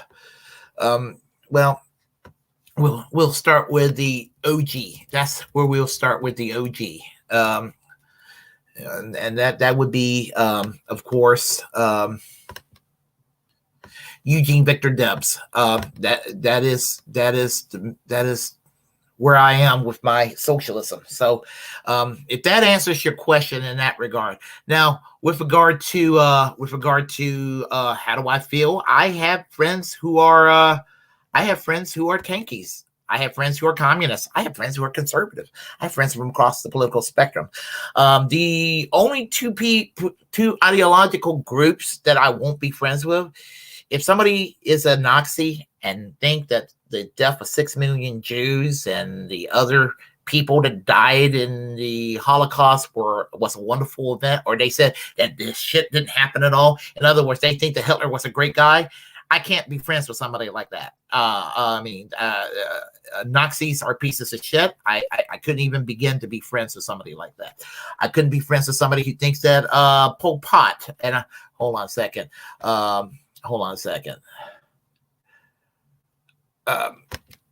I know you were kidding. Pol Pot, that's a form of, if you want to call it communism, that's probably the one communism I can't really go with. And here's the thing. A lot of people don't know this. Communist Vietnam liberated the Cambodians from the killing fields of Pol Pot. So when I hear Americans talk about communism, and they're like, well, Pol Pot was a communist, and they go and get this self-righteous indignation and try to smear me with it, I say, yeah, Americans indirectly were supporting Pol Pot, by supporting Prince Lin. I cannot pronounce his name. Linton Woolhook. I cannot pronounce the name. I'm so sorry, but there was a marriage between the right and the Khmer Rouge to try to put to try to push the Vietnamese Vietnamese back. So China and the United States were supporting the forces trying to push Vietnam back, and the Soviets were and the Vietnamese were basically in support of each other to try to keep the Khmer Rouge out. So who am I going to be more sympathetic to in that particular conflict? Vietnam and the Soviet Union. So call me a tanky in the Soviet Vietnam case in that particular scenario. I'm a tanky when it comes to Afghanistan during the Soviet-Afghan War. I mean, in Afghanistan, women in college campuses look like women in college campuses in the United States and in Europe. They're dressed in 1970s ways that women were dressed in campuses. They ended up dressing like ghosts when the Taliban took over, thanks to Ronald Reagan, who referred to the Taliban as freedom fighters in the 1980s, all because of this irrational fear of communism. Again, I'm not a communist, but some things are worse, and I would think that the Taliban, Taliban were worse. We shouldn't have been in Afghanistan to begin with, but if we weren't so busy trying to go and get ourselves mired in Afghanistan by supporting what would be the Taliban and supporting Osama bin Laden, when Osama bin Laden at that time was on the payroll of the CIA, this 9/11 thing might not have happened. So sometimes the tankies have a valid points, so there's a lot of, not everything's black and white. So that's basically what I'm saying there. So let's see, tankies. I'm sorry. Let's see. The Great Salt Lake is drying up, and that's a disaster. Yes, because we have a lot of environmental degradation that's going on, and some people think it's a joke. It's a joke. I live in North Carolina. I believe in global warming. I remember people would sit there and was like, global warming, you environmentalists crazy. No, there's such a thing as environmental warming. Global warming. When I was growing up in North Carolina, in the part of North Carolina I grew up in, we had 2 or 3 rather large size storms in northeastern North Carolina growing up, and maybe 2 or 3 little dusty snowflakes. Around 1988 was the last year we had that. After 1988, from 1988 to 1996, I did not see one speck of snow in North Carolina, in the areas I lived at in North Carolina. Not one speck of snow. And then after that, it's like maybe every year, every 2 or 3 years, we may get like maybe 1 large or maybe 2 large snowstorms. And sometimes we get no snow at all, or we get some dusty flakes. And oh boy, in North Carolina, you get a few little dusty flakes, the fucking state of North Carolina shuts down for a week. I mean, of course, we were never really equipped to take on snow anyway. So there's that. So empathy about the situation regarding Salt Lake. Let's see here. Yeah, Boulder is a college city. I am at a ski area in South Central on the west side of the Continental Divide. Let's see, Continental Divide. Yeah, as I said, I enjoy my several days in Colorado back in 2001, except for the faction fights in the Socialist Party. We had our convention in that state. So, I am a Marxist-Leninist. If you're talking about Groucho Marx and John Lennon, here. Let's see. What are your opinions on Georgia-isms? Let's see. I'm going to find out what you mean by Georgia-ism. So let's see. Georgia-ism. Because I don't want to end up sounding like a dumbass. But I don't know what you mean at the moment. So maybe I do know what you mean. Let's see. And maybe I do know. Single tax movement, economic ideology. Oh, are you talking about something like a national sales tax or a VAT tax or something along those lines? Um, I don't know. Let's see. What are you drinking? Says Tony C. Right now, I'm drinking extra stout Guinness, and that's usually my poison of choice. Let's see. The USSR won World War II. They lost nearly 4 million troops liberating Ukraine, and that is true. That is true. You never listened to a guy McPherson about climate change? He's scary. Wouldn't recommend listening to him while trying to enjoy your buzz. I've heard all kinds of weirdos try to dismiss the environmental crisis that we've been suffering from. And I mean, it's like, other than not missing any snow or being a little bit sweatier in the summertime, I'm not necessarily directly affected on a negative level, but I am fully aware that we have problems, and we better, or any minor inconvenience that I am suffering from with regard to our ecology will be more significant in my lifetime. And I am totally aware of that. And our planet better become aware of that real quick. One of the worst things Donald Trump did, not that the Paris Accord was the end all and panacea, but it did help for the U.S. to leave. I don't know what the fuck I know why he did it. He did it again for grifting reasons, because that was the one thing that would get the right wing all cheering him on, because they drink the Kool-Aid, the partisan Kool-Aid, and that's the little culture war thing. Everything is a culture war, even economics and foreign policy. Everything turns out to be a culture war. It's amazing. It just whatever natural disaster, it turns into a culture war. I remember during the Bush years when Hurricane Katrina happened, and Pastor John Hagee claims that a pride parade in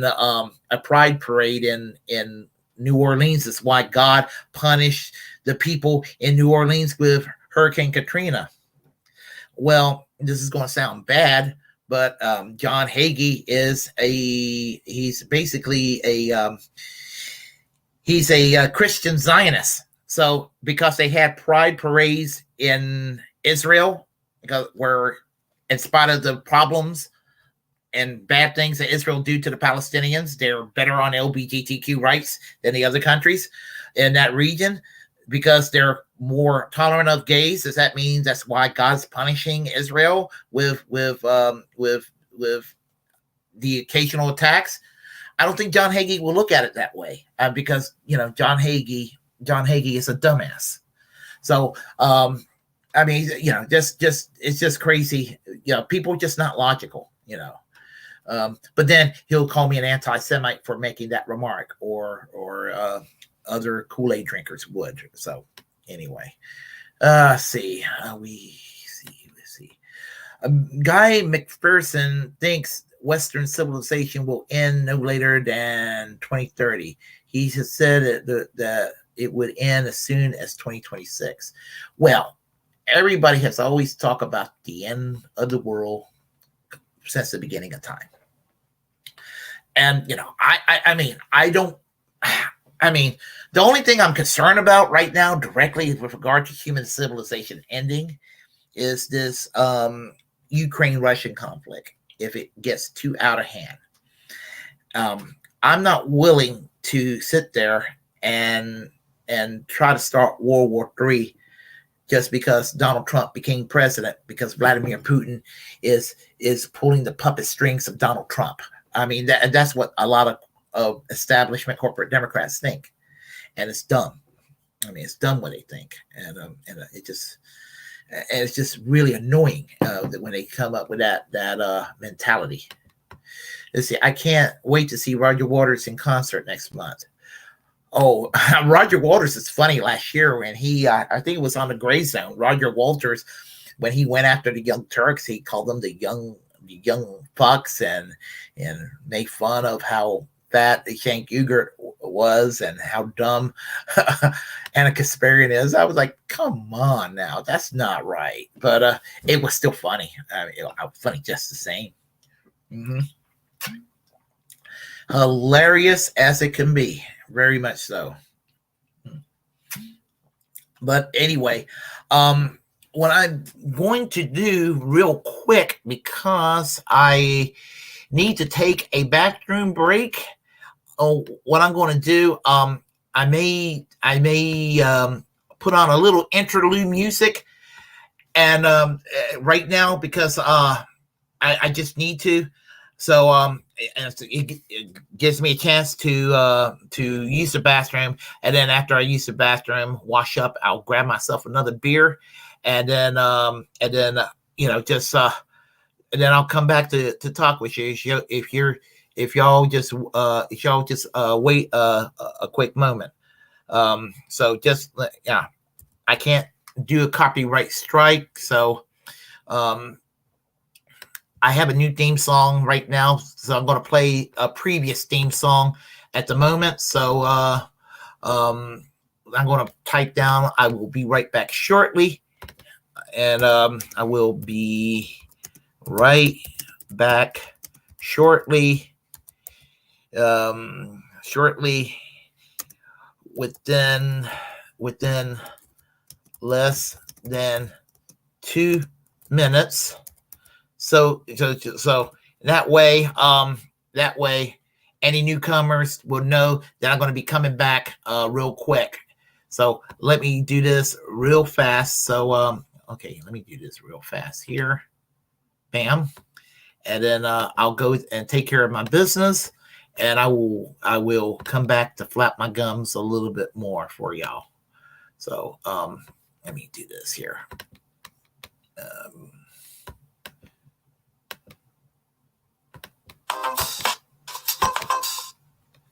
Okay, let me do this real fast. Okay, hold on. I'm sorry, guys, gals, and everybody here. Let's do this, and we'll do this. And as I said, I promise I will be right back very shortly. Just bear with me a couple of seconds. You're probably not even going to hear this song all the way through. So here we go. All right.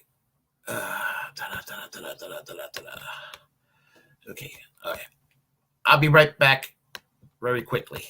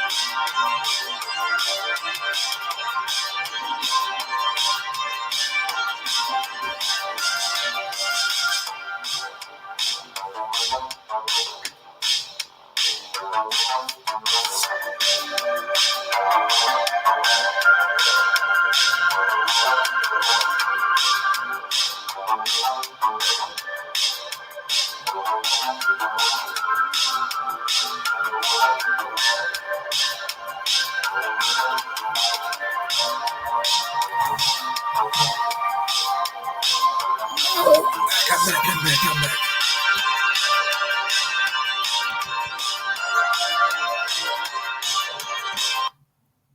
I told you I'll be back.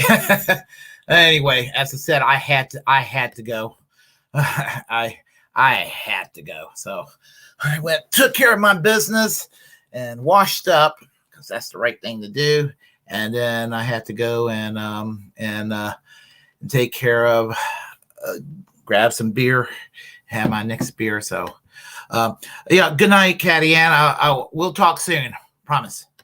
Let's see. Yeah, Roger's great. He's joking. It's his first farewell tour. Let's see here. Did you see that Shank said Bree is an? I saw that. He said that Brianna Joy Gray. Oh my God.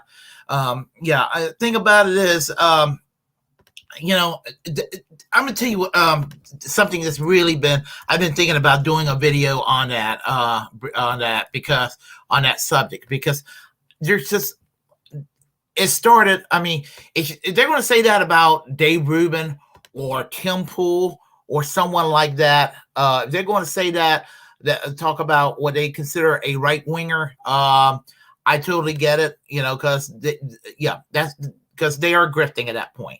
But it went from going after Brianna, it went after going after Dave Rubin. And even when they went after Dave Rubin in his early days, he wasn't really all that right wing, but he was kind of chased in there to some degree. But now I can't stand Dave Rubin because he's so obnoxious about it and all that. But so now what they're doing, so they say now they're saying that what it became, well, Jimmy Dore is a right winger at this point, and then they started saying that that Kim Iverson is a right winger, and then they started saying, who else? So they started saying was a right winger. See who else? Glenn Greenwald is all of a sudden is a right winger. Then they started going after.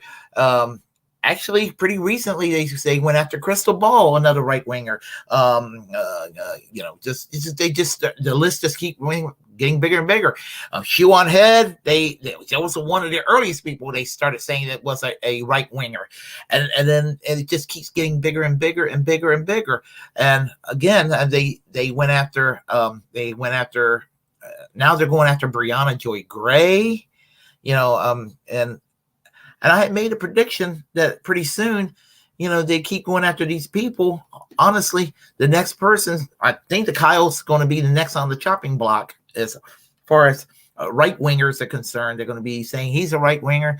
And then I give it about 3 years, you're going to have MSNBC saying, oh, that's Shane Guger and Anna Kasparian, the right wingers. And then they're going to be like Sam Cedar, Emma Beglin, Nomiki Collins, right wingers. I mean, that's where it's going. That if you take it to its most logical conclusion, that's where it's going. They're going to try to make it so that everybody on BreadTube are all a bunch of right wingers because they don't toe the line behind corporate Democrats. So with corporate Democrats, what they have done, and it's seeped into some within BreadTube, like Young Turks and people like Majority Report. They're the ones that are kind of doing it. Much of the boutique left, as I call them, they have been, name calling right now and all of that. So what's been going on with that regard? They'll call anybody. They'll call anybody that disagrees with them as right wing, and that's just been the latest thing. And with a corporate Democrat, anybody to their right is right wing, and they're correct that anybody to their right is right wing, but then anybody to their left is now right wing, and so I mean, what the actual fuck, and then they throw around some of these other words like class reductionists, and they throw around this and that, and so if you dare challenge Hillary Clinton, you're a misogynist. If you dare, if you dare criticize Jim Clyburn, you're a racist. In your district, what's his name? Alan Walker, the guy that's challenging, trying to The guy reminds me of the guy from Will and Grace that's running against Lauren Boebert, supposedly, unless she gets defeated. The one that was berating Bernie Sanders supporters. He's the sort that would call anybody, a Bernie Sanders supporter as right wing. Just it gets to the ridiculous. It was one thing when I was in the Socialist Party, because I'm a sock dem overall, to be called right wing, in the sense that I may not favor nationalizing the 100% of the means of production and all of that. In that broadest sense of the word, that could apply. But but if you're saying right wing, like if you're right wing, therefore you're a fascist, and anybody that you disagree that's slightly to your right, that all of a sudden it's right wing. That's kind of like when Republicans saying that anybody who's to the left of Marjorie Taylor Greene is a socialist or a communist. That's the mentality that it's right down that mentality, and it's ridiculous. It really, honest to God, is. Let's see. Shank needs his head examined. Shank is likable even now, but he's so full of shit. He really is. He's so full of shit. He posture himself like he is so more principled than anybody else, and he's just so disingenuous about it when he does it. It makes me laugh when he does that. And everything. And I'll tell you, and I'm going to be called misogynist for saying this, but I think he's scared. I think he's scared of Anna Kasparian when she gets in her little moods, because and she has her little rage moments and lose her temper. I think he's like, oh crap. She does sound like she could be a force to reckon with. But anyway, Brianna Joy Gray challenged Shank to a friendly debate, and I would love to see that. I would. She handled Sam Cedar pretty well over Force the Vote, and Sam Cedar was so full of shit, because for 5 seconds Sam Cedar agreed with Jimmy Dore that Force the Vote was the right thing to do, and then all of a sudden they were all like, well, fuck Force the Vote, and that was horrible, because it was just like, okay, you're saying Force the Vote was horrible, but you previously was for it, and all of a sudden y'all got like, instructed that Force the Vote means that you're just being divisive, and you're just going to end up hurting Nancy Pelosi's position to be Speaker of the House. And I whenever people have said that, I said, well, where's the downside to that? Where is the downside to politically harming corporate Democrats? Where's the downside to that? There's no downside to that. Corporate Democrats harm the actual left in the Democratic Party and harm the actual left outside the Democratic Party. I have no problems with fighting them back. The Tea Party didn't have any problems doing that to establishment Republicans. I don't see why left wingers can't do that to the Democrats. The only explanation is they don't want to be written off as another Ralph Nader, and that's really what it comes right down. That's really what really comes down to, and everything. Are you in a relationship? And that is a complicated question, and I'm just going to leave it at that. But there is a definitive answer, and I'm going to say in the last couple of years, and leave it at that. So, let's see. Bree will walk in circles around Shank in a friendly debate. Oh, damn Skippy, she would. She would. And the thing about it is, she could destroy people and do it in such a charming, friendly manner. That's what I love about Brianna Joy Gray. And she, one of the best things about the Bernie Sanders campaign, with regard to Bernie Sanders staff, she was one of the best people in the campaign, because she was the one like laying it down on the line to go after Biden harder. She was one of the more hardline people in the Bernie Sanders campaign. And God bless her for that. People like Ro Khanna, in my opinion, Ro Khanna was giving Bernie Sanders bad advice. I think he did it with good intentions, but they were still bad advice anyway. And Brianna Joy Gray knew that the magic that Bernie Sanders had, his charm was basically being the curmudgeon, the ornery old angry, the angry socialist Jew from Vermont that's like looking at all this shit here that's going on in the United States and saying this is fucked up. We got to change all of this. I mean, and that's what was a working formula for that was the appeal of Bernie Sanders. And so Bernie Sanders was listening to people like Ro Khanna to act like a standard Democrat who might be slightly better on a few issues than your typical Democrat. In other words, try to be a slightly better Elizabeth Warren, just didn't cut the mustard. And with regard to Elizabeth Warren, I'm going to tell you like it is, under any capacity, I will never support Elizabeth Warren again. Never, ever. You will never see me supporting Elizabeth Warren again. And you know why I will never support Elizabeth Warren? I'm going to tell you why. Because I do not think that, for what I can tell you, when it comes to Elizabeth Warren running for political office, whether it's her office, whether it's the presidency, or whether it's the U.S. Senate, or even dog catcher,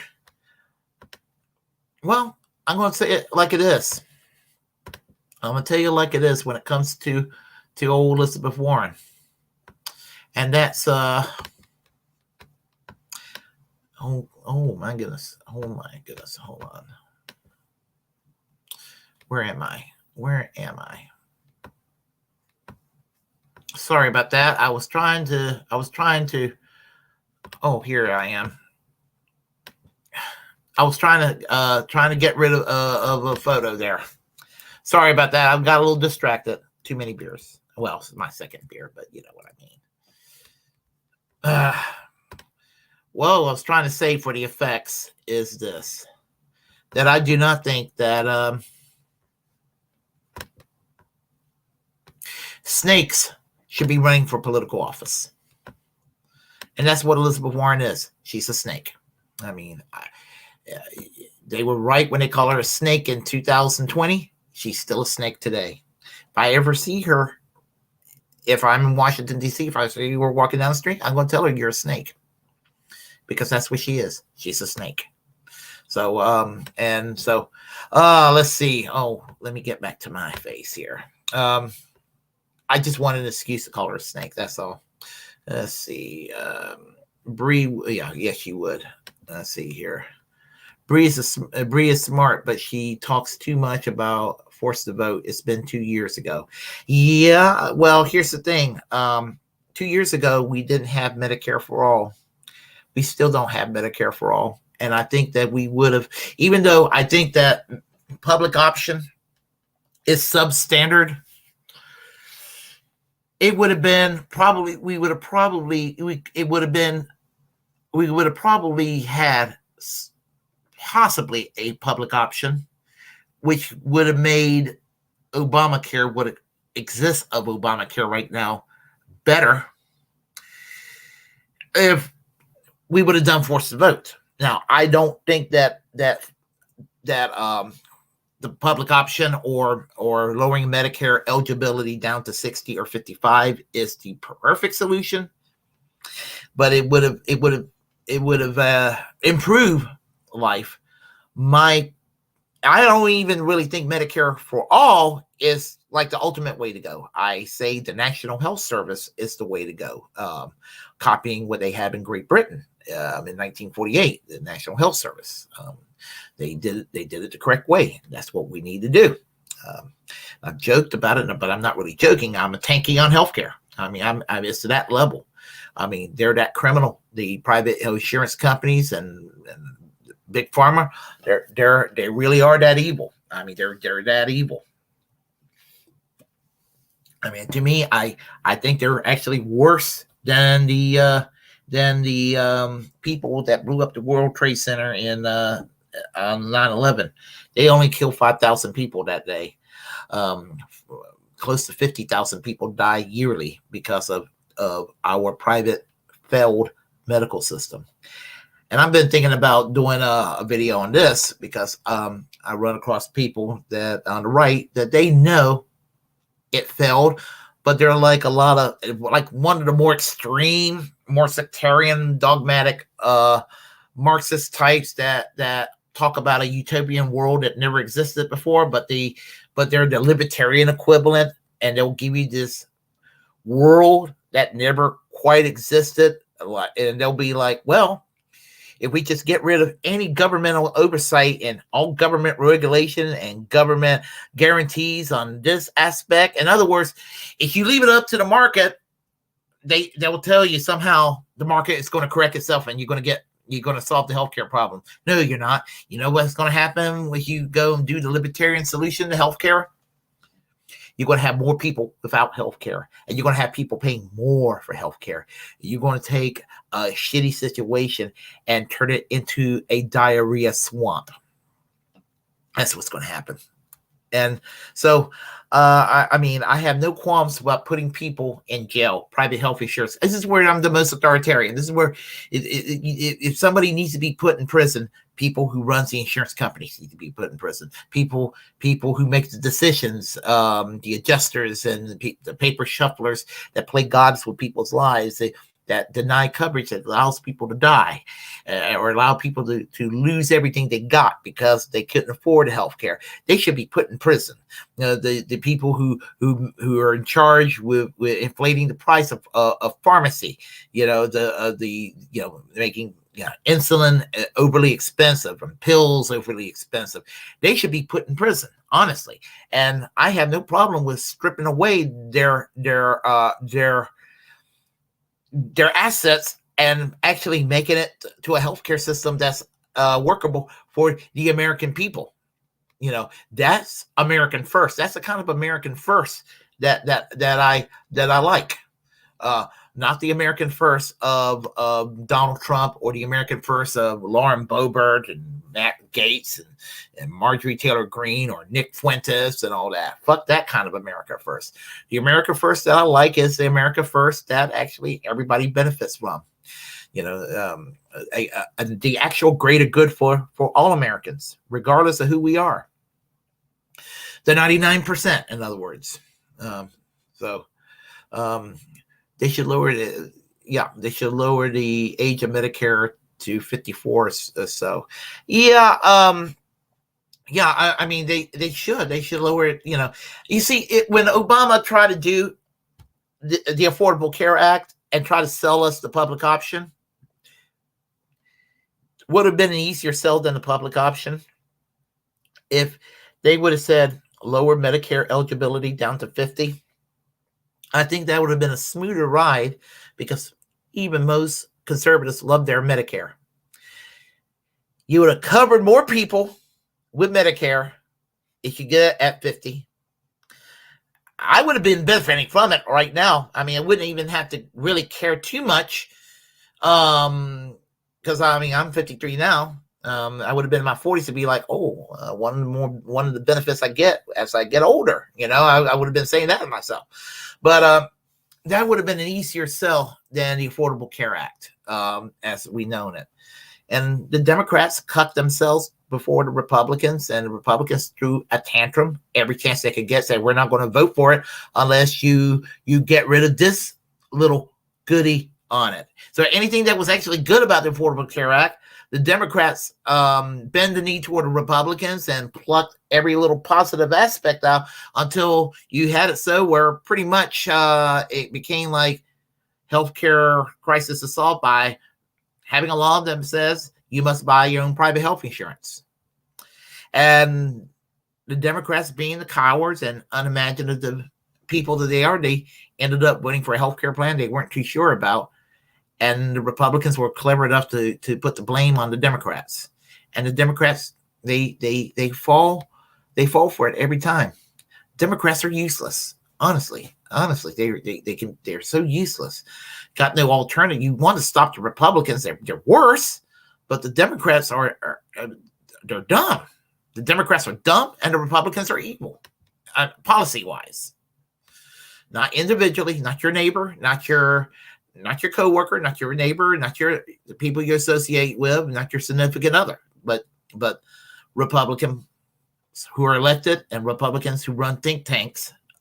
Those people are evil. So, just kidding. I think you're right. Force a vote might have at least got a public option. Well, I mean, I know what you meant. I mean, I know what you meant. We're just exchanging ideas, and I didn't take it any wrong way. Not at all. No sweat, no problem, not one bit. So, it's all cool. I promise you, it's all cool. So. But anyhow, so I'm probably in tomorrow. I'll probably be going to 54. Oh, you were born in 1968. Then you were born 60. You were either born in 68 or late 67. I presume. So I was born in 1969. So yeah, and so I grew up. I grew up in the 1980s. So you were there as I was during the days of the Reagan years and the early Bush years. I'm gonna tell you, growing up, haven't really changed too much. The only thing that changed politically on is that I went from being a staunch Democrat to being a socialist. 68, 1969, March 69. At Pitt County Memorial Hospital in Greenville, North Carolina, which unfortunately, at the time, it was a state hospital. It got sold to the private sector. And I remember when it got sold to the private sector, some of my college Democrats, I was in college Democrats, and they were like, when it was in there discussing, oh, you got a problem with it being sold to the private sector? I said, absolutely. I said, my position on healthcare. The last thing if I don't like the insurance companies as it is, you think I'm going to favor selling a state hospital to a private company? Why would I favor that? So when I get a lot of shit from other Democrats saying, why are you so hard on the Democrats? That's the kind of stuff that makes me kind of critical of a lot of Democrats. But I know there's a lot of Democrats that wants to do the right thing. So there's a conundrum there with regard to Democrats. I mean, so there is a conundrum there. Let's see. Healthcare is by far my number one issue. My health is in shambles. The current job I have, I pay $56 a week for my private health insurance. It covers my basic health. It covers my dental. It covers my vision care. My medicine, I take several medications, and it's weird how it works out. So I pay as little as $2.50, and I pay as high as $60. It just depends what it is. And that's a non-union company I work for. The previous company I worked for 20 years was a unionized company that closed down because they were trying to bust the union, and they did. I was in a union for 20 years, United Food Commercial Workers. At first, my insurance was my premiums was zero, but when I got laid off, I was paying $12 a week for my insurance, and it's still not bad. My doctor's visits was $25 if I went to see a doctor. Or if I went to see an eye doctor or wherever I went to see, it was $25 for that first visit of that doctor or that specialist. And then it was like free for any follow-up visit that year. My medication, all the medication I was taking, cost no more than $10. It costs as little as like $2 or $3 up to about $10. I had it made. Anybody tells me unions are no good, they're full of shit. I mean, just that alone, your insurance coverage in a union contract is superior to what you'll get in most companies in the private sector. I'm sure there are some benevolent companies that do provide good coverage. I'm sure they exist. But anyway, the thing about it is that I want to retire in less than 9 years. When I turn 62. My Social Security, my pension, my union pension. And I'm going to be making more when I retire than I am right now currently working. And I'm looking forward to that. So I used to think it was going to be a million years away. And like I'm right now looking like it's a light at the end of the tunnel. So while I'm in no hurry to be 62 years old, I am just like in desperation, waiting to get my Social Security check and waiting to get that pension. I don't want to be 62 to get it, but if I'm going to turn 62, I might as well get that Social Security, and I might as well start drawing that pension. So let's see here. We're hard on the Democrats because they suck. Most Democrats suck. All Republicans suck. Most Democrats suck. Now, what's really strange when it comes to the Democrats is that as I said earlier, I have voted pretty much 90% independent, maybe 10% Democrat since 1996. And I have people who think that I'm a hardcore Democrat. Fireball Russ, we've had that discussion on the phone a couple of times. We know, who I'm talking about. And as I said, gets my dandruff up every time. See, I have a cardiolostomy, asthma, allergies, acid reflux, gastroenteritis, generalized anxiety, cervical spondylosis, lumbar scoliosis, torn rotatory cuffs in both shoulders, etc. Gosh, Skylab, I am so sorry. You must probably pay a lot. You must probably pay a lot in insurance premiums and prescriptions and doctor visits, probably. I'll tell you what I do take. I take 2 blood pressure medications because that's like the major thing that's wrong with me. I have high blood pressure. I take 2 blood pressure medications, one in the morning, one in the evening. I take a pill called finasteride, which is called Propecia. It's a generic version called finasteride. It's supposed to curtail or limit your. I take that. Well, I don't need to take it, but I take that because it's supposed to limit your chances of prostate cancer, and it's supposed to grow hair. Yeah, I admit it. That's why I take it. I take it for the hair reasons. So I do have that in common with Donald Trump. He takes finasteride. I mean, he takes Propecia. I don't want to be bald, and so it's actually pretty cheap. I spend a couple of bucks every month on those pills. Anything else I take, and I'm taking 2 pills that actually help me lose about 20 pounds. And the doctor told me it's not addictive at all, and he told me I need to lose some weight. I don't have diabetes. My blood sugar's fine. My cholesterol level's fine. I don't have a cholesterol problem. Never did. All that's fine. I do have psoriasis, so I have to take some gel, some lotion. So I have to take care of that. But other than that, I mean, I'm actually fairly healthy for 53. And he says my heart's in great shape. I go on to take a stress test, and he says it's not really necessary for me to take a stress test. I mean, I'm actually, other than that, I'm actually in slightly above good health otherwise, which is sometimes surprising. But I want to be in better shape by the time I retire, because I want to enjoy the next 20 to 25, hopefully 30 years plus, being able to enjoy my retirement. So there is that. So, and I hope that I'll be able to do that. Not living in this area, I'm hoping to. I live just outside of Raleigh, North Carolina. I'm hoping to move out of this area at some point. So. I'm working at it anyway. I'm checking my options all the time.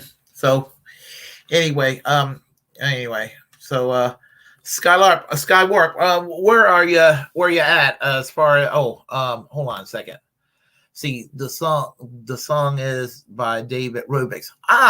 Catty Ann. I have a recording by David Robix. I purchased in the year 2000 from It was during the David McReynolds campaign. He had a folk song out, and it was that, and there was an interview with David. That it was in Milwaukee, Wisconsin. Of course, it's going to be in Milwaukee. So anyway, I'm on 16 different medications. I'm on Medicaid at the moment. Can't afford to work until I get an associate degree. If I work a low income job with benefits, I wouldn't be able to afford rent. The problem in this country is, if I'm reading everything you just said correctly, the problem with this country is, in order to get assistance and things like that, you have to work.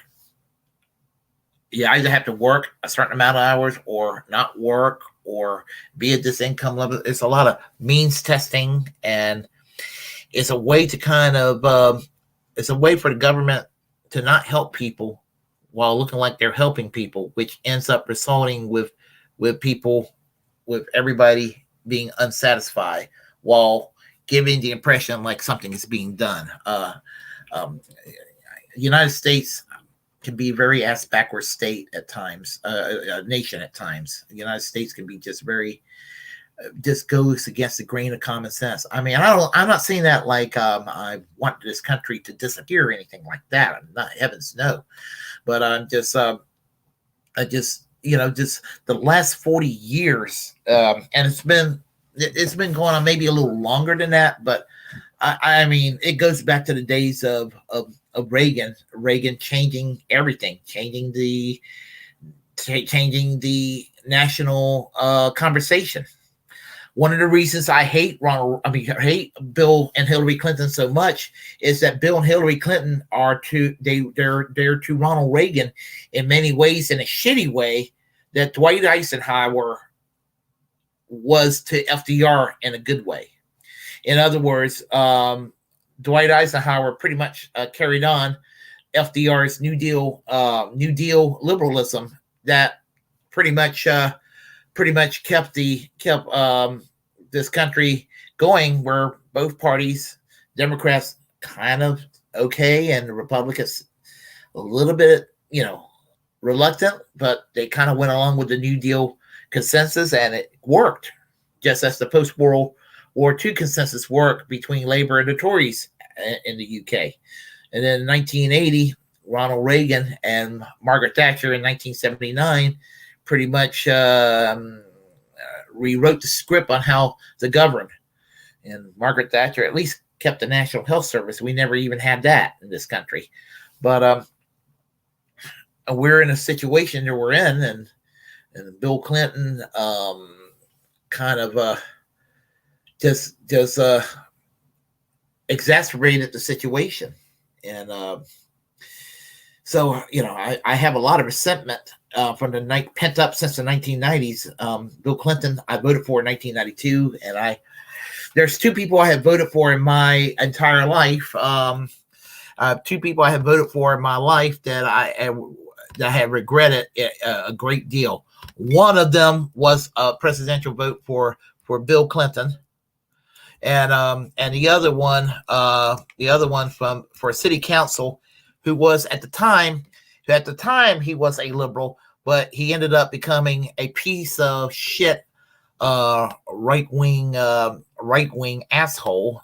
He changed his politics later on, and it was this individual here, William Geen from Alipac, who became a weird, staunch anti-immigration activist, and everybody got surprised how much of a bigot he turned into. He didn't used to be a bigot, but he turned into a bigot overnight and all of that. And he was one of those folks that at the time, when I was in the College Democrats, that he and I were like the two left-wing members. I shifted further left, and he actually crept on into the far, far, far right. It happens. I guess it can happen to anybody. So anyway, that's what happened there. I was going somewhere with that and everything. So let's see. Living in northern Kentucky with my dad, if something happened to him, I lose everything, end up homeless. My Yeah, my parents are up in age right now. They're visiting. They're visiting because my mom had an accident a little while back. So she had to see some doctors here, and so she's here. She's better, but and parents are speeding around 80. So I got to, whenever they visit, I got to spend quality time with them. So they're not going to be here forever. So that's the way things are. So let's see here. I made it into the live stream. Hey, Daryl, how are you? I'm glad you're here. I am. I'm glad you're here. Always great speaking to you. And looking forward to the live stream interview the next couple of days. Let's see here. Dirtbag left us. My friend died 2 years ago from a rare cancer. After a year of sick leave, they let him go. So he lost his insurance and it came out of his remission. By the time he got medicated, it was too late. Yeah, as I was saying about the idea of getting government out of healthcare will be absolutely disastrous because I didn't know my great-grandfather. My great-grandfather was the only person in the family that had diabetes. And he got it late in life. And he had insurance. This was in the early 1950s. As soon as he had diagnosed with the diabetes and he started having health complications from it, the insurance company canceled his policies and the family ended up with accumulated a debt in the early to mid 1950s. It was something around like $11,000, and you can imagine what $11,000 was like in 1955 when he died. They were able to pay it back, but $11,000 in 1955 would probably be like probably $200,000 or $300,000 today. I can imagine. I'm not sure, but for people in this country say we don't need universal health care, I don't know how in the world we ended up with the psychology that we have in the United States where we're the last industrialized democracy in the West not to have it. And somehow we're convinced that we're better off for not having it, that we should be thankful that we don't have it, and that we believe the horror stories, the non-existent. I'm sure that there are horror stories that exist in universal healthcare countries, but that's not the universal healthcare system itself. That's probably individual situations. But for every horror story that exists in any universal healthcare country, I can imagine there's probably 30 or 40 or 50 private sector disasters with regard to the reality of living and not being able to afford healthcare and dying because you can't get treatment, or even if you do get all the treatment, you end up owing several $100,000 and you're bankrupt. And sometimes you end up getting bankrupt and you still don't get the treatment you need and you die. So it's really a fucked up, evil system. When you think about it, when it comes to healthcare, it's monstrous. It's really cruel. Let's see. All my problems would be solved with Medicare for all, or even better, a national health service like in the UK. Absolutely, it would be. And for some reason, I just can't convince people that. I can't even convince hardcore capitalists how much better it would be, even from a free market perspective, how better it would be for even capitalists if we were to have socialized medicine. Because if you get rid of the private health insurance companies, even with just a Medicare for all system, get rid of private health insurance, what happens? Companies will no longer have to pay for private health insurance to cover their employees, because it will be taxed from people in general. And so companies will no longer companies will actually have a pool of money. They would have to worry about it. It will be good in unionized companies, because unions can negotiate for better wages, better vacation time, better pensions. And the companies will still have a lot of money in their pockets. It's a disguised capital gains tax cuts that you hear Republicans bitch about all the time. I want a capital gains tax cut. Well, if you have socialized medicine, that is your capital gains tax cuts because you will have money in your pocket. Corporations, large, small, and medium alike, they would. I mean, and honestly, it doesn't take a rocket scientist to figure this out. It's why Margaret Thatcher didn't get rid of the National Health Service, because she knew what happened with the American experience. You have an American style healthcare system in the UK. You're going to have American problems that you don't have in Great Britain. Even if there are problems in Great Britain, and even if there are problems in Great Britain, the problems in Great Britain, or the problems in Canada, or the problems in even in the third world countries, I would say problems in I'm trying to think about good third world country that actually has a decent system, Costa Rica. Problems that will exist in those countries are minimal compared to what we have to deal with day to day in America, living with a healthcare system that is absolutely fucked up. Employer-based coverage, which is farcical, because prior to COVID, everybody told Bernie Sanders that you got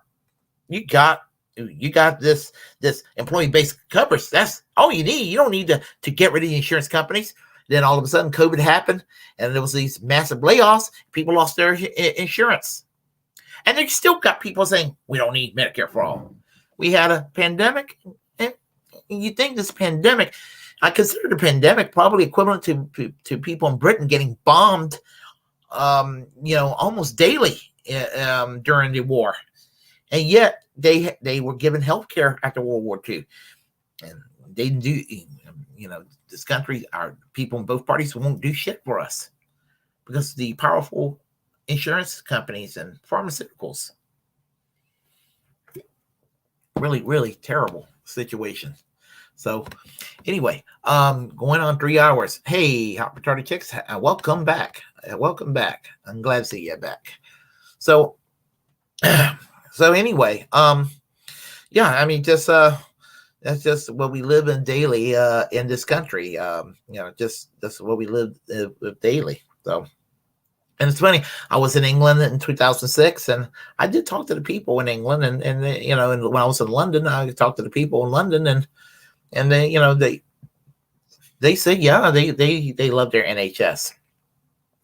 I know hardcore Tories that love their NHS. And that's not. I'm not making that up. I know people who love their NHS, and they think they would hate to see it go.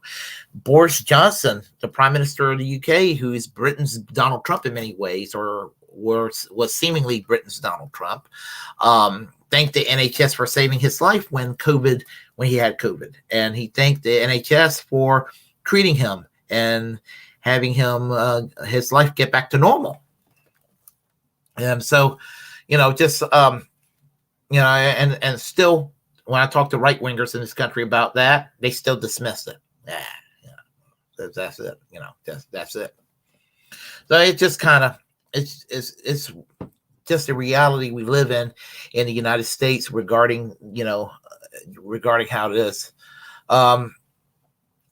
Sometimes I feel pessimistic, like we're never going to get this system, but I try to have some kind of glimmer of hope. Let's see, Med for All would have saved thousands of lives during the pandemic. Tell me about it.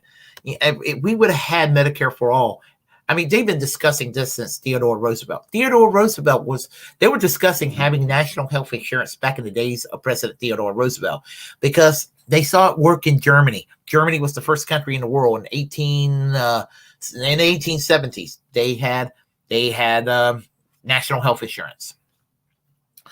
And I'll hear people like, well, they had socialized medicine in Hitler's Germany. But Hitler's Germany didn't create socialized medicine. It wasn't even socialized medicine. It was national health insurance. Hitler didn't create that.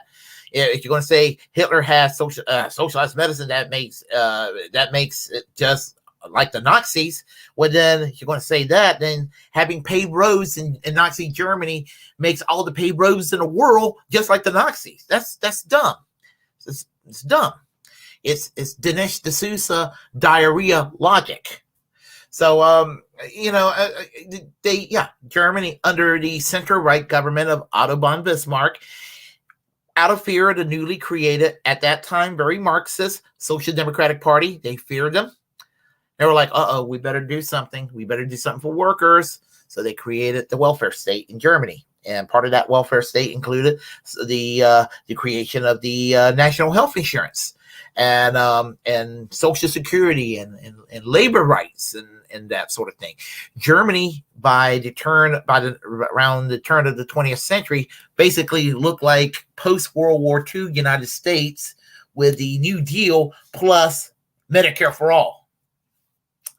That's where we're at with regard to the way things ended up being here in the United States, and we're just resistant to common sense change. Let's see, Hitler is a good argument against socialized medicine. Not really, because as I said, paved roads existed in Germany, so that means we must not have government-run paved roads in Germany. We must never drive a Volkswagen, because Volkswagens were, even though it was a private company, Hitler championed the Volkswagen. So we must do away with Volkswagens because Hitler thought Volkswagens were a great idea for the people in Germany. It was called the people's car. And that means we must punish the Porsche company for creating Volkswagen. So, that's where we're at in that regard. Too much power. Well, we have too much power in the private sector insurance companies and everything. And Tim Black has said this on his program when it comes to universal health care, and we've been debating this since the days of Theodore Roosevelt, that the reason we don't have single payer or Medicare for all, and I'm not one to sit there and call people racist just to call people racist, unless they deserve to be called racist for actually being racist. But I'm not that kind of I'm a leftist. If somebody's a racist, I'm going to call them a racist. If they're not, just because they're right of center or even ultra conservative, I'm not going to call them a racist. But what I'm saying is, I do believe the reason we don't have Medicare for all is, even though white people will benefit from it, the white people that know that they'll be benefiting from it, some of them are bothered by the fact that they think that black people will be benefiting from it. Well, the blacks are going to be benefiting from it, for the same way that white people will be benefiting from it. Being taxpayers, using it when it's needed. But they view black people getting health care as a handout, and then they view their fellow white people getting health care as an entitlement. And I think that Tim Black was onto something when he said that. So, I don't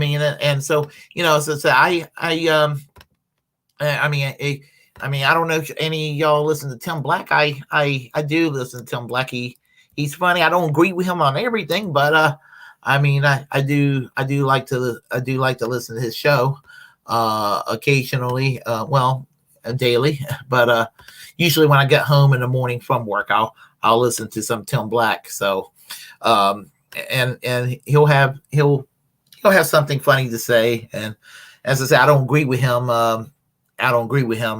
for on every single issue, but it was funny how he went after Jackson Hinkle a year and a half ago. That was funny. And when he clowns on somebody, he will clown on somebody. So, but anyway, he thinks that racism is the reason why we don't have a universal health care, and I hate to say it, but I think he was onto something when he said that. And it's sad that that's what it came down to, is that they're willing to let their own fellow white people die off because they think that it's a handout to black people, as if, it's really a sick mindset. But that shows that racism is a sick mindset. So I still own a 1971 VW camper van. My uncle and aunt in Puerto Rico, they're no longer alive, but for many years, they just kept on buying Beetle, Volkswagen Bugs, Volkswagen pickups, or trucks rather, Volkswagen vans, they loved those vehicles. I mean, when they had 4 kids, I guess they had to, typical, Puerto Rican family, Roman Catholic, traditional, and all that. So they had had had a lot of people in the house, so they had to go and travel. So, but they they loved their Volkswagens. So anyway, and there was a lot of Volkswagens in the 1970s in Puerto Rico. You don't see these days. I'm half Puerto Rican, by the way, so just saying that. I've had it for 33 years. Let's see, all the cars I've ever had. The very first automobile I've ever owned. Let's see, and the very first automobile I've ever owned was I've owned. Let's see, hold on a second. The cars I'm going to show you that I own, they're not actual pictures of my car, but a photo of it. Let's see. The first car I owned was actually my mom and dad bought it in the 1970s, but it was a hand-me-down when I started to drive. And so and it was a nice little hand-me-down, and I was proud of it. It was a diesel car. It made a loud sound. It made a very loud sound, but it was a very nice car.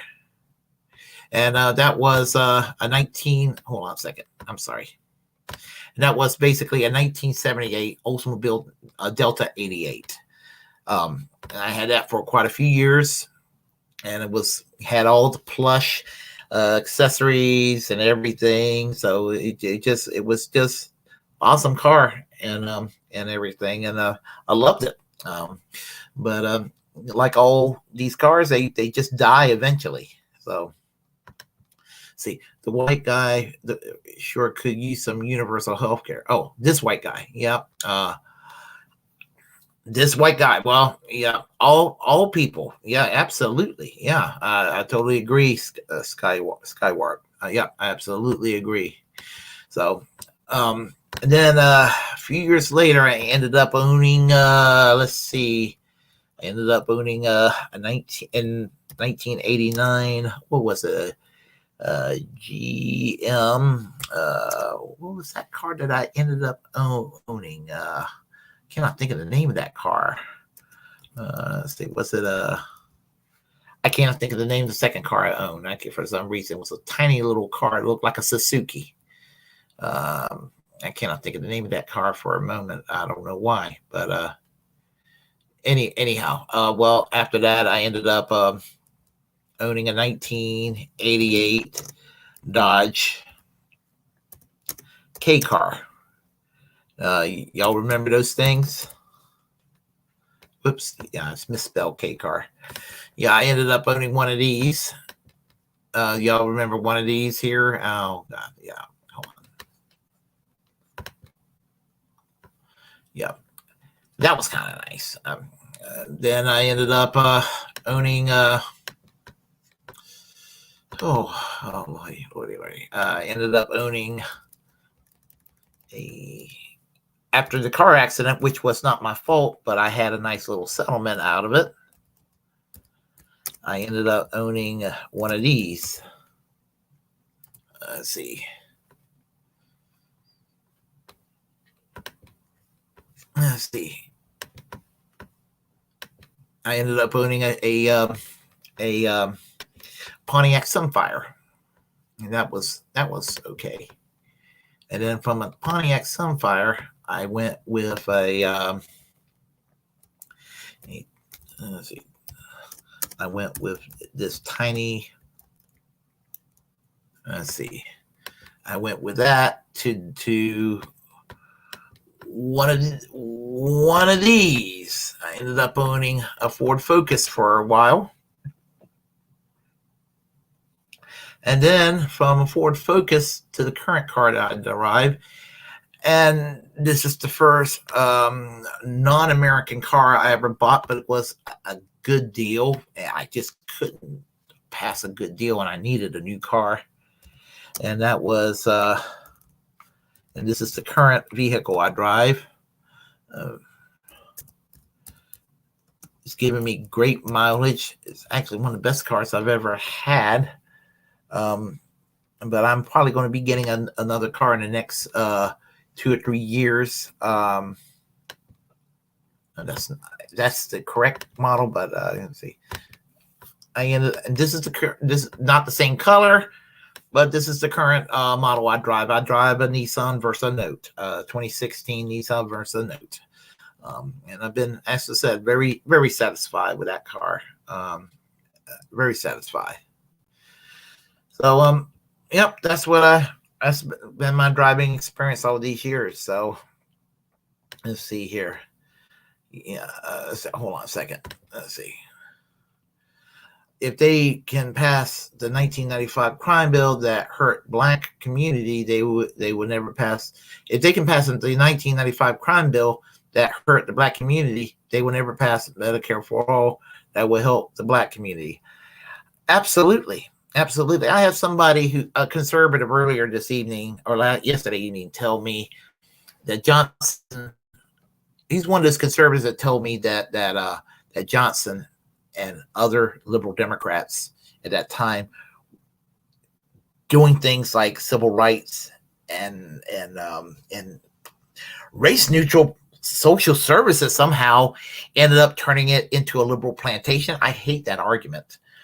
I hate that argument when the Black family and the Black community's problems are pretty much the same as the whites, and that is when Rust Belt jobs started to disappear, and it was really going on strong under Reagan. A lot of unionized jobs dried up, and you get rid of opportunities for people.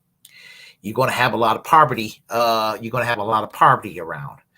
And everything. Well, I'll say that Johnson was not the problem for Black people. I say Bill Clinton putting Blacks in jail with a crime bill was a bigger problem, because he was trying to prove to the Republicans that he can be as Republicans they are, and they still slapped them around in the 1990s. And then they expect leftists to sit there and support the Clintons? No, fuck them. Fuck the Clintons.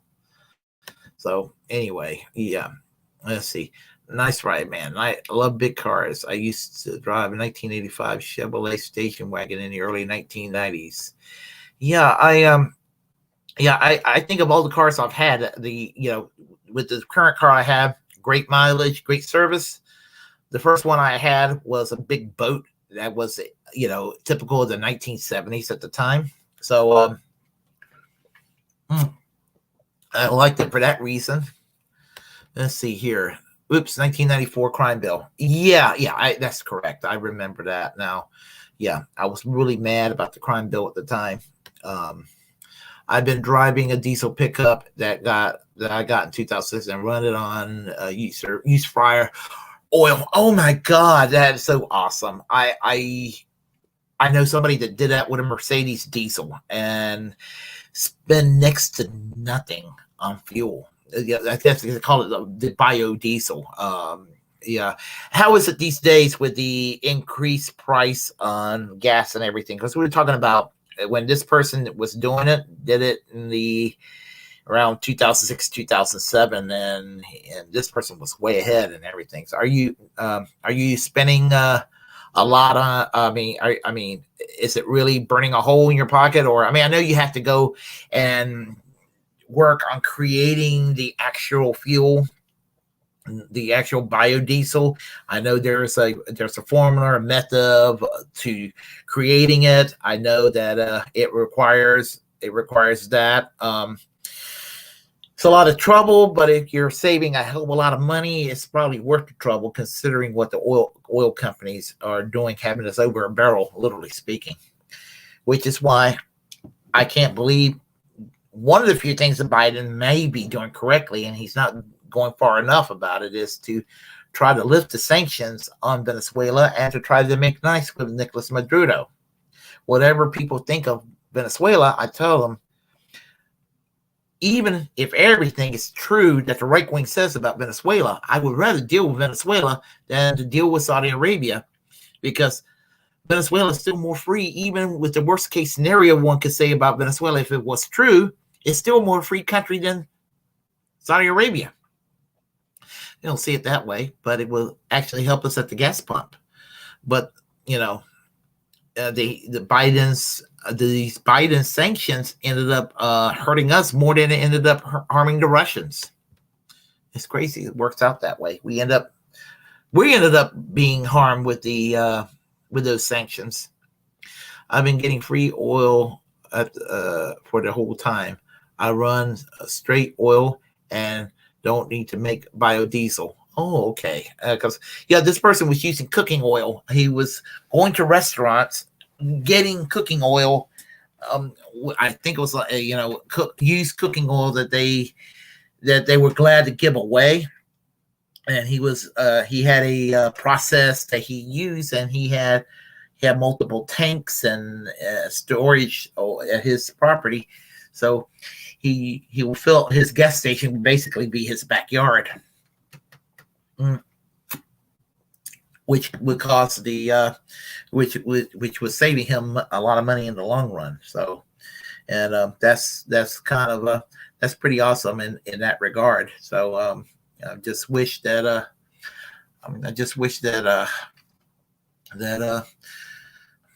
I had a fortitude to do just that, but I don't have a diesel car currently. So my first car was a diesel. The current car I have isn't, but the next car I'm going to get will be likely a hybrid, probably a Ford pickup hybrid. Because the only problem I have with the car that I own, even though it was, I think it might have the plant. I think the plant was in Mexico. That's okay, but I'm just rather buy my vehicle, here made in the USA. And I miss seeing the Union logo on my Ford Focus, on the UAW logo. Let's see here. I have a heated system that doesn't require you to make biodiesel. Okay, and so you're probably paying next to nothing then. So I'm glad for you in that regard. Sounds like you're paying next to nothing. So you're coming out ahead, and I am very happy, because I think right now gas is like $4.69. Ironically, it's I'm going to stay here for a little while longer. I'm good. I'm taking a trip in a few hours, but that's okay. That's not a problem. I'm on vacation this week. I don't care. But what's interesting is that that gas prices, it was like $4.69 is what I paid. And at least since I've been on vacation this week, I haven't had to use my car too damn much. So anyway, I had some major plans, as I said earlier, that didn't take place. Just got seriously altered. So there would have been more driving had those plans actually taken place the way it should have, ideally. But it is what it is, right? Yep. But anyway, yep. So any of y'all have any of y'all do your own podcasts on YouTube? Just Daryl, I know that you do occasionally, and I do. I'm subscribed to your channel. Dirtbag Leftist, I am subscribed to your channel, but I know you don't have any commentary on it. How about you, Sky Warp? Do you have any? Do you do any commentary on yours? I'm just kind of curious. Because if any of y'all trying to do your own thing too, I'll be glad to help with my little mouse to go and subscribe to your channels and give y'all my support. If y'all ever try to do anything like that and everything, But anyway, I enjoy doing this. So it's a great way to get stuff out of my mind, vent out and and share my thoughts with the world. Yeah, I haven't made any. I may in the future. Yep. Yeah, I just decided to start doing that 2.5 years ago, and I enjoy it. I enjoy it. So um, I just I think I'm just gonna I remember when I did it, it was so primitive at first. It's still primitive what I do, but and I'm planning to change the studio around right in the near future. So, but I just you know I enjoy doing this. I'm planning to make the channel a little bit better soon. I have interviewed a couple of people already, but I'm just trying to master the software and how to go about it, because the two people I interviewed, it was kind of sloppy on how I did it. So let's see here. It was kind of sloppy how I did it, but I'm planning to get more professional as time goes forward in the next near future. Let's see. I wouldn't know where to begin. I just have some random YouTube videos. Yeah, I mean, I say just go randomly, and do it randomly. Yeah, that's what I started doing. And some people may think I'm still random, and that's okay. Just it's all in good fun. I will rant to myself in the truck.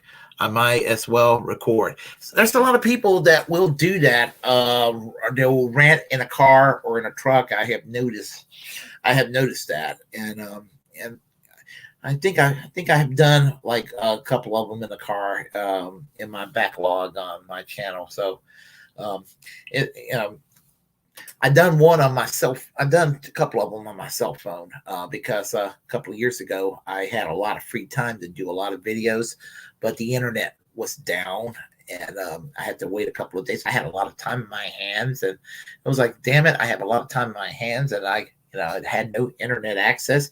And there was no place I could go and check my internet in a public place, because everything was fucking closed because of the pandemic.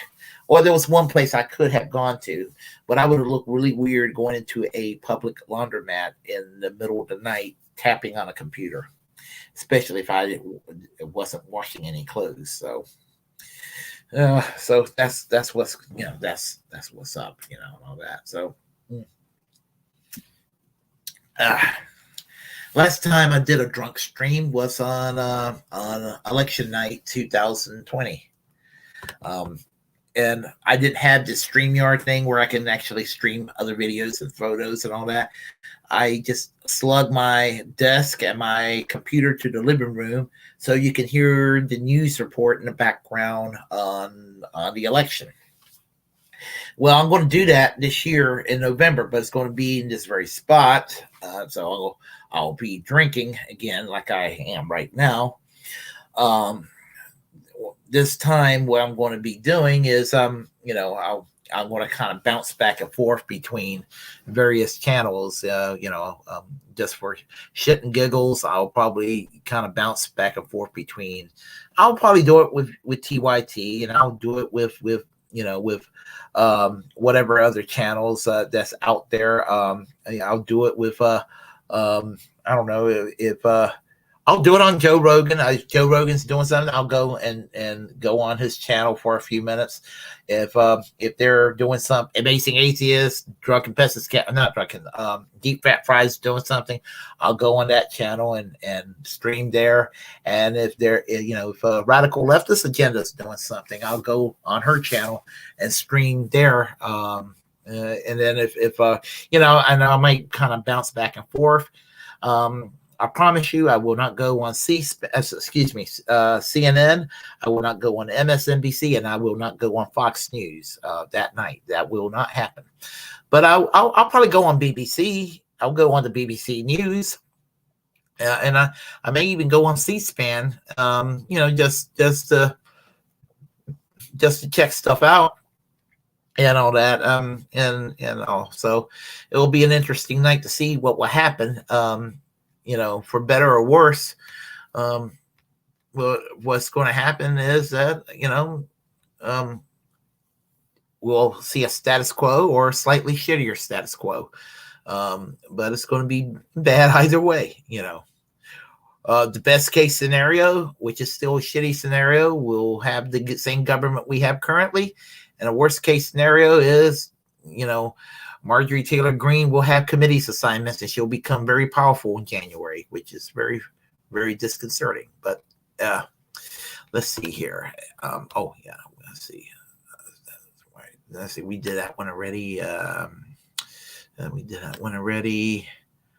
Oh, yeah, we did that one already. Sorry about that. I'm going through some of them already. Let's see here. Oh, gosh. Okay, hold on. Let me scroll down a little further. Let's see. I got one video of me in high school, Battle of the Bands from 1993. One of me playing guitar and some videos of me playing a World War II fighter simulator. Let's see. There are some videos of me from the early 1990s. I look about the same as I do now, except I had darker hair, and I was a little fatter. That would be the difference. Let's see. I was a C-SPAN junkie before the internet. Oh God, that's funny. When I was in college, I used to watch. We used to. When I was in the college Democrats at ECU, I used to get together with some folks, and we used to sometimes on a Friday night watch C-SPAN and drink beer and eat pizza. Isn't that sad?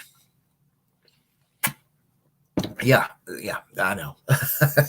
So, but that was what we did. I mean, what else can you do in Eastern North Carolina in the early 1990s when you're in a town like Greenville and all there was a college campus, a hospital, and a tobacco field around it?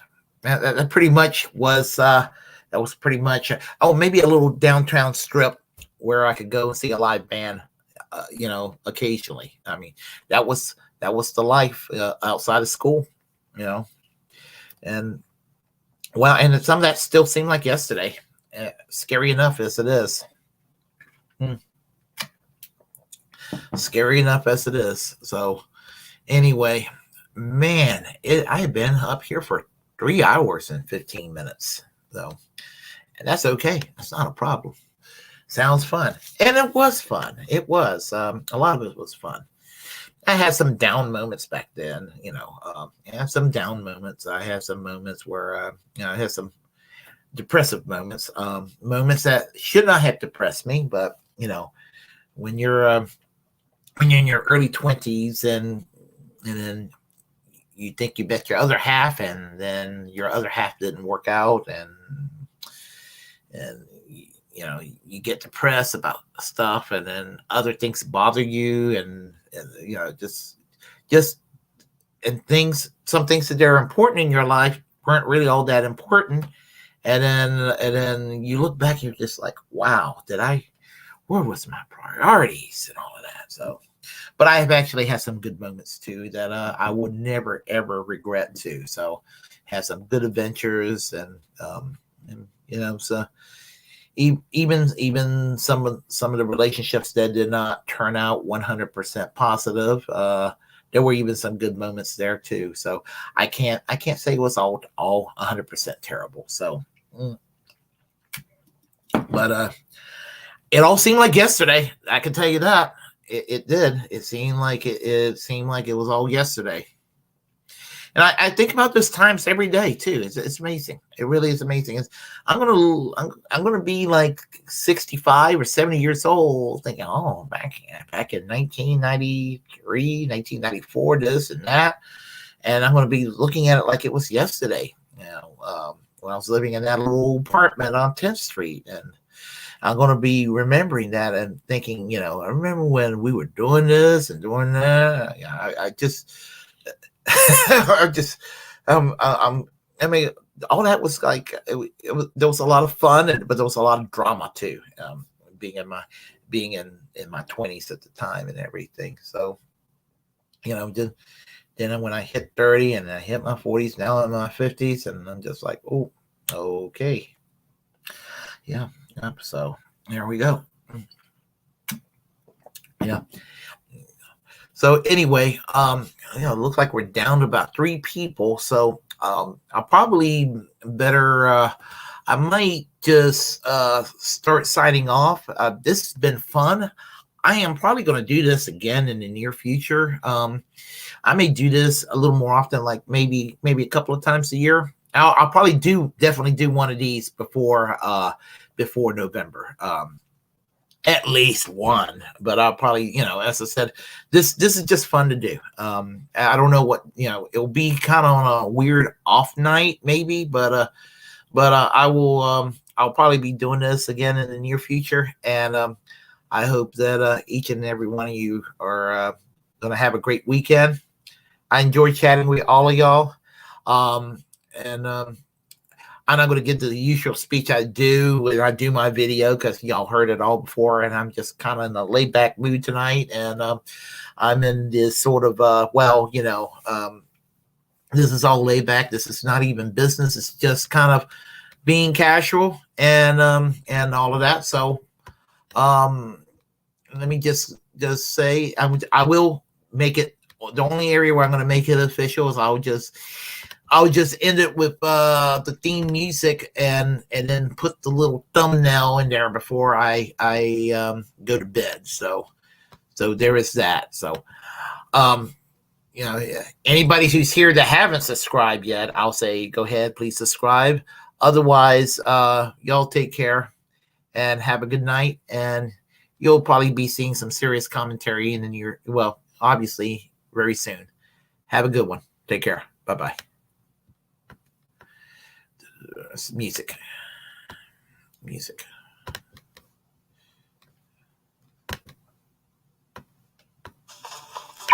Oh God. Too much.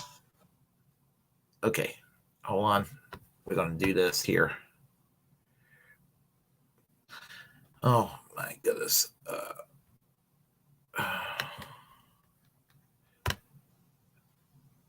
Oh yeah. Let me do this here. I'm gonna fix that, and then I'm gonna conclude and say, hold on, what do we have to say here? Yeah, have a good night, and don't drink anymore because of my health. Wish I could have been drinking here with you. Well, I mean, I hope you get better, Sky Warp. I really do. Yeah, I hope so. All the best to you, my friend. I'm sorry that you're in a situation there. 16 medications is a hell of a lot. So, good night, everyone. I will see everybody hopefully very soon online again. Take care. All right, music.